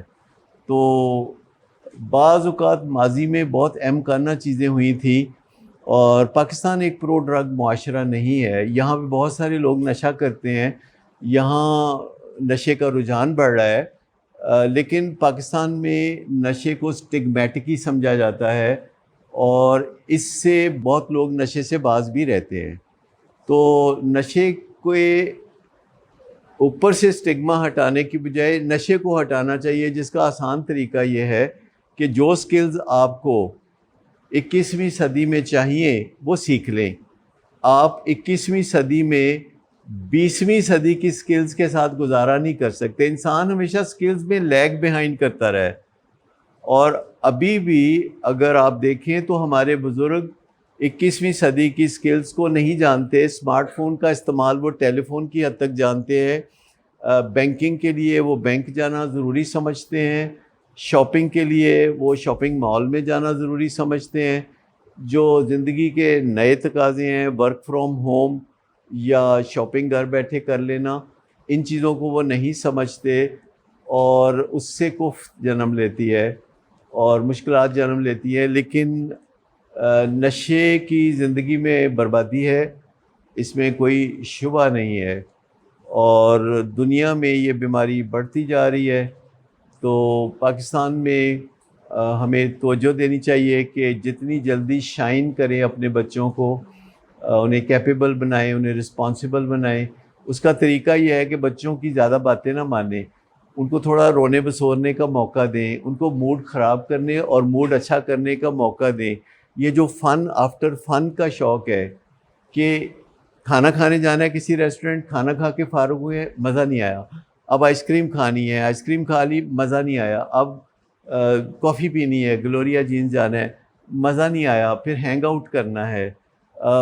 یہ جو فن آفٹر فن ہے یہ فن کو ڈکلائن کرتا ہے. اگر روزانہ آپ پسندیدہ کھانا کھائیں گے، چند دن کے بعد وہ آپ کا پسندیدہ کھانا نہیں رہے گا. لہٰذا آپ کمفرٹ زون سے نکلیں، واپس کمفرٹ زون میں آئیں، روزانہ کچھ پیدل چلیں. مجھے اچھا لگا کہ آپ کی یونیورسٹی میں انہوں نے مختلف ڈپارٹمنٹس جو ہیں وہ رکھے ہوئے ہیں، لیکن کلاس روم ایک جگہ سے آپ کو دوسری بلڈنگ جانا پڑتا ہے، تھوڑا چلنا پڑتا ہے. امید ہے کہ آپ نے کوئی ڈیمانڈ نہیں کی ہوگی کہ اس کے لیے وہ کوئی ٹرانسپورٹ مہیا کرے، اور آپ بخوشی چلے جاتے ہوں گے. تو روزانہ 10,000 اسٹیپس کرنا آپ کے لیے فائدہ مند ہو سکتا ہے، اور اس یونیورسٹی میں آپ بڑی آسانی سے 10,000 اسٹیپس مکمل کر سکتے ہیں. اور رات کو جلدی سونا، 10 بجے رات کو سونا جو ہے آپ کو تمام ایڈکشنز اور سیکیٹرک النیسز سے بچاتا ہے. اپنے ماں باپ سے مت لڑیے، وہ جیسے بھی ہیں وہ بہرحال آپ کی مرضی سے نہیں چنے گئے، آپ انہیں جیسے ہے اور جہاں ہے کی بنیاد پہ قبول کر لیں. ہو سکتا ہے ان کی سکن اچھی نہ ہو سکتا ہے کہ وہ اتنے سمارٹ بھی نہ ہوں، لیکن وہ آپ کے ماں باپ ہیں، انہیں تھوڑا آپ گریس مارکس آپ دے دیں. کھانے پینے میں آپ سادہ چیزیں کھائیں، گوشت سے پرہیز کریں تو آپ کی صحت اچھی رہے گی. پہلے تو میں بتاؤں کہ ڈپریشن قابل علاج ہے اور اس کے لیے کوئی میڈیسن لازمی چیز نہیں ہے.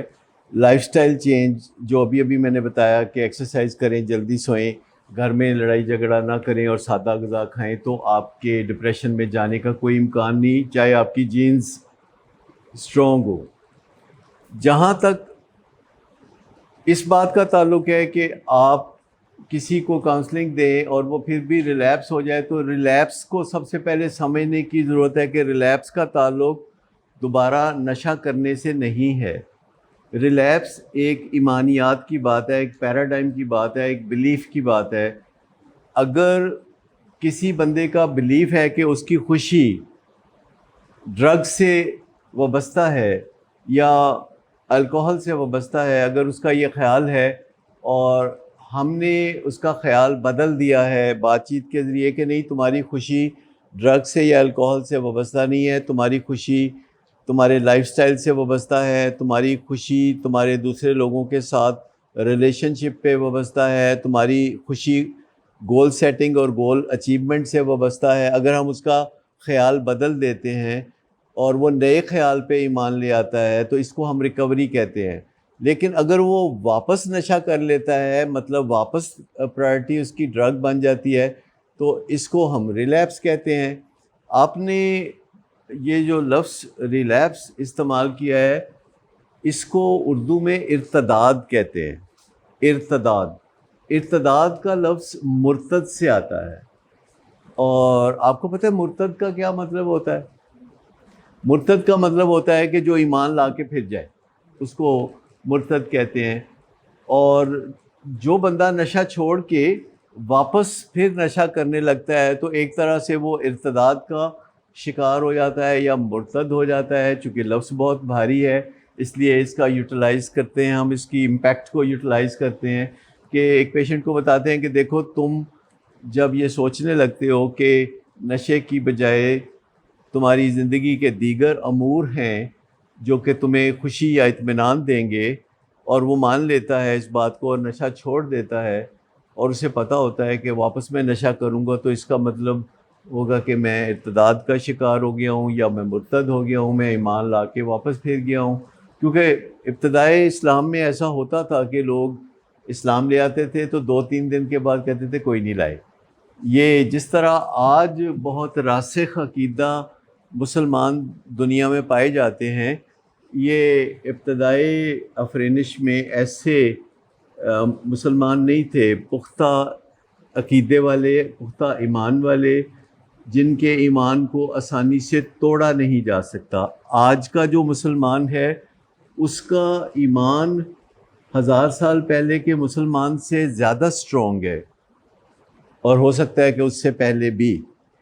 تو جب ہم نشے کی بات کرتے ہیں تو اس میں بھی ایک ایمان ہے کہ میری خوشی اور اطمینان نشے کے ساتھ وابستہ ہے, اور اس میں ہم کئی اور چیزوں کے ساتھ بھی وابستہ کرتے ہیں. کچھ ورکہولک ہوتے ہیں, وہ اپنے کام کے ساتھ اپنی خوشی کو وابستہ سمجھتے ہیں.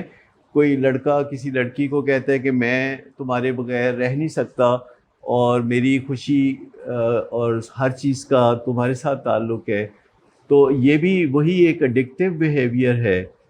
اس طرح اور بہت ساری چیزیں ہیں. لوگ اپنے پروفیشن سے بعض اوقات اتنا اٹیچ ہوتے ہیں کہ جب وہ ریٹائر ہوتے ہیں تو وہ پیرش کر جاتے ہیں. تو جس چیز کے بارے میں بھی ہمارا ریلیشن شپ ایسا بن جائے کہ ہمیں لگے کہ اس کے بغیر ہم خوش نہیں رہ سکتے, تو یہ ایک ایڈکٹیو بیہیویئر ہے. تو خوشی کا دار و مدار جو ہے کسی ایک چیز پہ نہیں ہوتا. دنیا میں 6000 چیزیں ایسی ہیں, 6000, جو انسانوں کو خوشی دیتی ہیں, اور ان میں سے بہت چیزیں تو بہت عجیب و غریب ہے. جیسے کئی لوگ پہاڑوں کی چوٹیوں کو سر کرتے ہیں, کم آکسیجن لیتے ہیں, کھانا نہیں ملتا, سردی گرمی سہتے ہیں, پہاڑوں کی چوٹیوں پہ جاتے ہیں, اس سے ان کو خوشی ملتی ہے. کئی لوگ مکے کھاتے ہیں تو ان کو خوشی ملتی ہے, وہ باکسنگ والے لوگ. کئی لوگ پہلوان ہوتے ہیں, جب تک ان کو مٹی میں رگڑا نہ دے ان کو کوئی خوشی نہیں ہوتی. تو کئی لوگ ٹھنڈے پانی میں غوطے کھاتے ہیں کہ وہ ہوا میں لٹک کے پانی میں جا کے تو غوطے کھاتے ہیں اور پھر بڑے خوش ہوتے ہیں. پچھلے دنوں ایک باپ بیٹا خوشی کی تلاش میں کسی آپ دوست کے ذریعے چلے گئے نیچے اور واپس ہی نہیں آئے. تو انسانوں کی خوشی بڑی ویئرڈ ہے. ہوپ فلی آپ چاہیں تو اپنی خوشی کو ڈیفائن کریں, اپنا پرپز آف لائف ڈیفائن کریں کہ کون سی چیز آپ کو خوشی دے گی, اور اپنے گولز ڈیفائن کریں جو کہ اسی لائن میں ہونے چاہیے جس لائن میں آپ کی مقصد حیات ہوتی ہے. دیکھیے, جس چیز کو دیکھ نہیں سکتے پھر بھی اس کا پتہ چل جاتا ہے. جیسے بجلی کو ہم دیکھ نہیں سکتے لیکن چھونے سے پتہ چل جاتا ہے کہ بجلی کی حقیقت کیا ہے. برین جس چیز کا اظہار کر رہا ہوتا ہے وہ ہماری نیڈ ہو بھی سکتی ہے اور وہ بیماری بھی ہو سکتی ہے, ڈپینڈ کرتا ہے. مثال کے طور پر 2 سال پہلے یا شاید 3 سال پہلے ایک PIA کا حادثہ ہوا تھا, جو کہ لاہور سے ایک فلائٹ کراچی گئی تھی اور وہ کریش کر گئی تھی. اور ان دنوں ٹیلی ویژن پر روزانہ 20 دفعہ وہ کریش دکھایا جاتا تھا, اور ہر دفعہ ہماری آنکھوں کے ذریعے اس کریش کی جو ویڈیو ہے وہ محفوظ ہوتی چلی جا رہی تھی. اور اس کے بعد پاکستان کے لوگوں میں جو فوبیا ہے فلائنگ کا وہ بہت زیادہ پیدا ہو گیا, کیونکہ ہمارے دماغ میں ریکارڈنگز ہوتی ہیں ساری, اور ہمارے ارد گرد جو بھی واقعات ہو رہے ہوتے ہیں برین ان کو ریکارڈ کر رہا ہوتا ہے اور ہمیں فیڈ بیک دے رہا ہوتا ہے کہ اس سے ہوشیار رہنا. اور بعض اوقات وہ فیڈ بیک ضرورت سے زیادہ دیتا ہے, کیونکہ وہ اس کا جو میگنیچیوڈ ہے فیڈ بیک کا وہ اس پہ ڈپینڈ کرتا ہے کہ وہاں ریکارڈنگز کتنی ہے. اگر وہاں ریکارڈنگز زیادہ ہوں تو کوشچن زیادہ آنے لگے. کبھی کبھی آپ کے ماں باپ بھی آپ کو کوشچن دیتے ہیں, اور وہ بار بار کوشچن دیتے ہیں, گھر سے دروازے سے باہر نکلتے تک آپ کو کوشچن دیتے ہیں. تو آپ کو برا لگتا ہے نا کہ وہ حد سے زیادہ آپ کو بچہ سمجھ کے ٹریٹ کر رہے ہیں, حالانکہ وہ اپنے نالج کے حساب سے آپ کو بتا رہے ہوتے ہیں کہ آپ نے کیا احتیاطیں کرنی ہیں گھر سے باہر ہوتے ہوئے, اور آپ نے اپنے ویئر اباؤٹس بتانے ہیں, آپ کس جگہ ہیں, کب آئیں گے, کیا دیر سے آئیں گے. تو وہ اور آپ کو برا لگتا ہے کہ ہم کوئی چھوٹے بچے ہیں. تو اسی طرح برین بھی آپ کو کوشچن دے رہا ہوتا ہے, اور کبھی کبھی حد سے زیادہ جو کوشچن دیتا ہے اسے تکلیف دہ سمجھا جاتا ہے, اور اس سے آپ کا مائنڈ فنکشن نہیں کر سکتا جب برین بار بار انٹروڈ کرتا ہے. جیسے آرمی چیف جب بار بار انٹروڈ کرتا ہے تو پرائم منسٹر صحیح فنکشن نہیں کر سکتا. لیکن تگڑا تو آرمی چیف ہوتا ہے, اور جو پرائم منسٹر ہوتا ہے وہ زیادہ سمجھدار ہوتا ہے. تو جو آپ کا مائنڈ ہے وہ جج کرتا ہے کہ کیا کرنا ہے کیا نہیں کرنا, اور اگر اسے برین پریشرائز کرنا شروع کر دے تو یہ ایڈکٹیو بیہیویئر بن جاتا ہے جو ان کالڈ فار ہے, اس کی ضرورت نہیں ہے. یہ باڈی ڈیسائیڈ کرے گی کہ اس نے یوزر بننا ہے کہ ایڈکٹ بننا ہے, لیکن یہ مائنڈ ڈیسائیڈ کرے گا کہ اس نے ڈرگ یوز کرنی ہے کہ نہیں. اس کا مائنڈ پہلا فیصلہ کرے گا. جب اس کا کوئی ساتھی اس کو سجیسٹ کرے گا اپنے تجربے کی روشنی میں, جب پیئر پریشر ہوگا, جب انکلوسیو ہونے کے لیے, جب کسی کے ساتھ ایکٹیویٹی میں شریک ہونے کے لیے فیصلہ ہوتا ہے, پہلا فیصلہ ہو, تو آپ یہ فیصلہ نہیں کرتے کہ میں نے ساری عمر کرنا ہے. تو مائنڈ فیصلہ کرتا ہے, پہلا گیئر لگاتا ہے, انیشیٹ کرتا ہے, اور اس کے بعد برین فیصلہ کرتا ہے کہ وہ ریپیٹ ہوگا کام, اور اس کے بعد باڈی فیصلہ کرتی ہے کہ کانفلکٹ ہوگا کہ نہیں, میٹابولک ایرر آئے گی کہ نہیں, میٹابولزم صحیح ہوگا کہ نہیں ہوگا. تو یہ فیصلہ پھر باڈی کرتی ہے, اور لیور وہ خاص جگہ ہے جہاں یہ فیصلہ ہوتا ہے کہ ڈرگ میٹابولزم نارمل ہوگا یا ٹاکسک میٹیریلز بنیں گے اور بندے کی مت ماری جائے گی. 2 سے 3 دفعہ بھی نہیں, نو بڈی نوز کتنی دفعہ, لیکن پہلا فیصلہ مائنڈ کا, دوسرا فیصلہ برین کا جو ریکال دیتا ہے کہ یہ اچھی چیز تھی کر رہا ہو, کیونکہ برین کے پاس وہ ایکسپیرینس ہمیشہ کے لیے محفوظ ہو جاتا ہے جو پہلے دن ڈرگ کرنے سے آتا ہے. تو وہ جو فیلنگ ہے وہ برین کے اندر امپرنٹ اس کا آ جاتا ہے, اور نیکسٹ اپرچونیٹی پہ مائنڈ بولے نہ بولے برین سفارش کرتا ہے کہ کر لو. اور جب یہ ردم میں سلسلہ شروع ہوتا ہے تو آخر میں پھر باڈی بیچ میں انٹروڈ کرتی ہے, اور وہ 20% لوگوں میں ایسا ہوتا ہے, 80% کی باڈی بیچ میں یہ پرابلم پیدا نہیں کرتی, لیکن 20% کے لوگ جو ہوتے ہیں ان کی باڈی انٹرپٹ کرتی ہے, اس کو انٹرسیپٹ کرتی ہے, اس کو سیبوٹیج کرتی ہے, اس کو روکتی ہے, اور اس سے خرابی پیدا ہوتی ہے اس رد عمل سے. جیسے کہ انسان کو اسکن کے پرابلمز ہوتے ہیں, اور ڈرمیٹالوجسٹ یہ کہتے ہیں کہ اگر انسان کھجلی نہ کرے تو اس کو ڈرمیٹالوجسٹ کے پاس نہیں جانا پڑے گا. زیادہ تر جو اسکن کے پرابلمز ہوتے ہیں وہ سیلف لمیٹنگ ہوتے ہیں, لیکن جب اسے کھجلی کا نشانہ بنایا جاتا ہے تو پھر ڈرمیٹالوجسٹ کے پاس جانے کی راہ ہموار ہوتی ہے. تو اسی طرح زیادہ تر ہمارے انگزائٹی کے پرابلم اور ڈپریشن کے پرابلم جو ہوتے ہیں یہ انوسینٹ ہوتے ہیں اور خود بخود ٹھیک ہو جاتے ہیں. لیکن اگر ہم ڈرگز کا استعمال کریں یا اپنے غلط طریقے ہتھ کنڈے استعمال کریں, لڑائی جھگڑا کریں, تو پھر بات ڈرگ ایڈکشن اور سائیکیٹرک ڈس آرڈرز تک پہنچ جاتی ہے. تھینک یو ویری مچ, بہت شکریہ.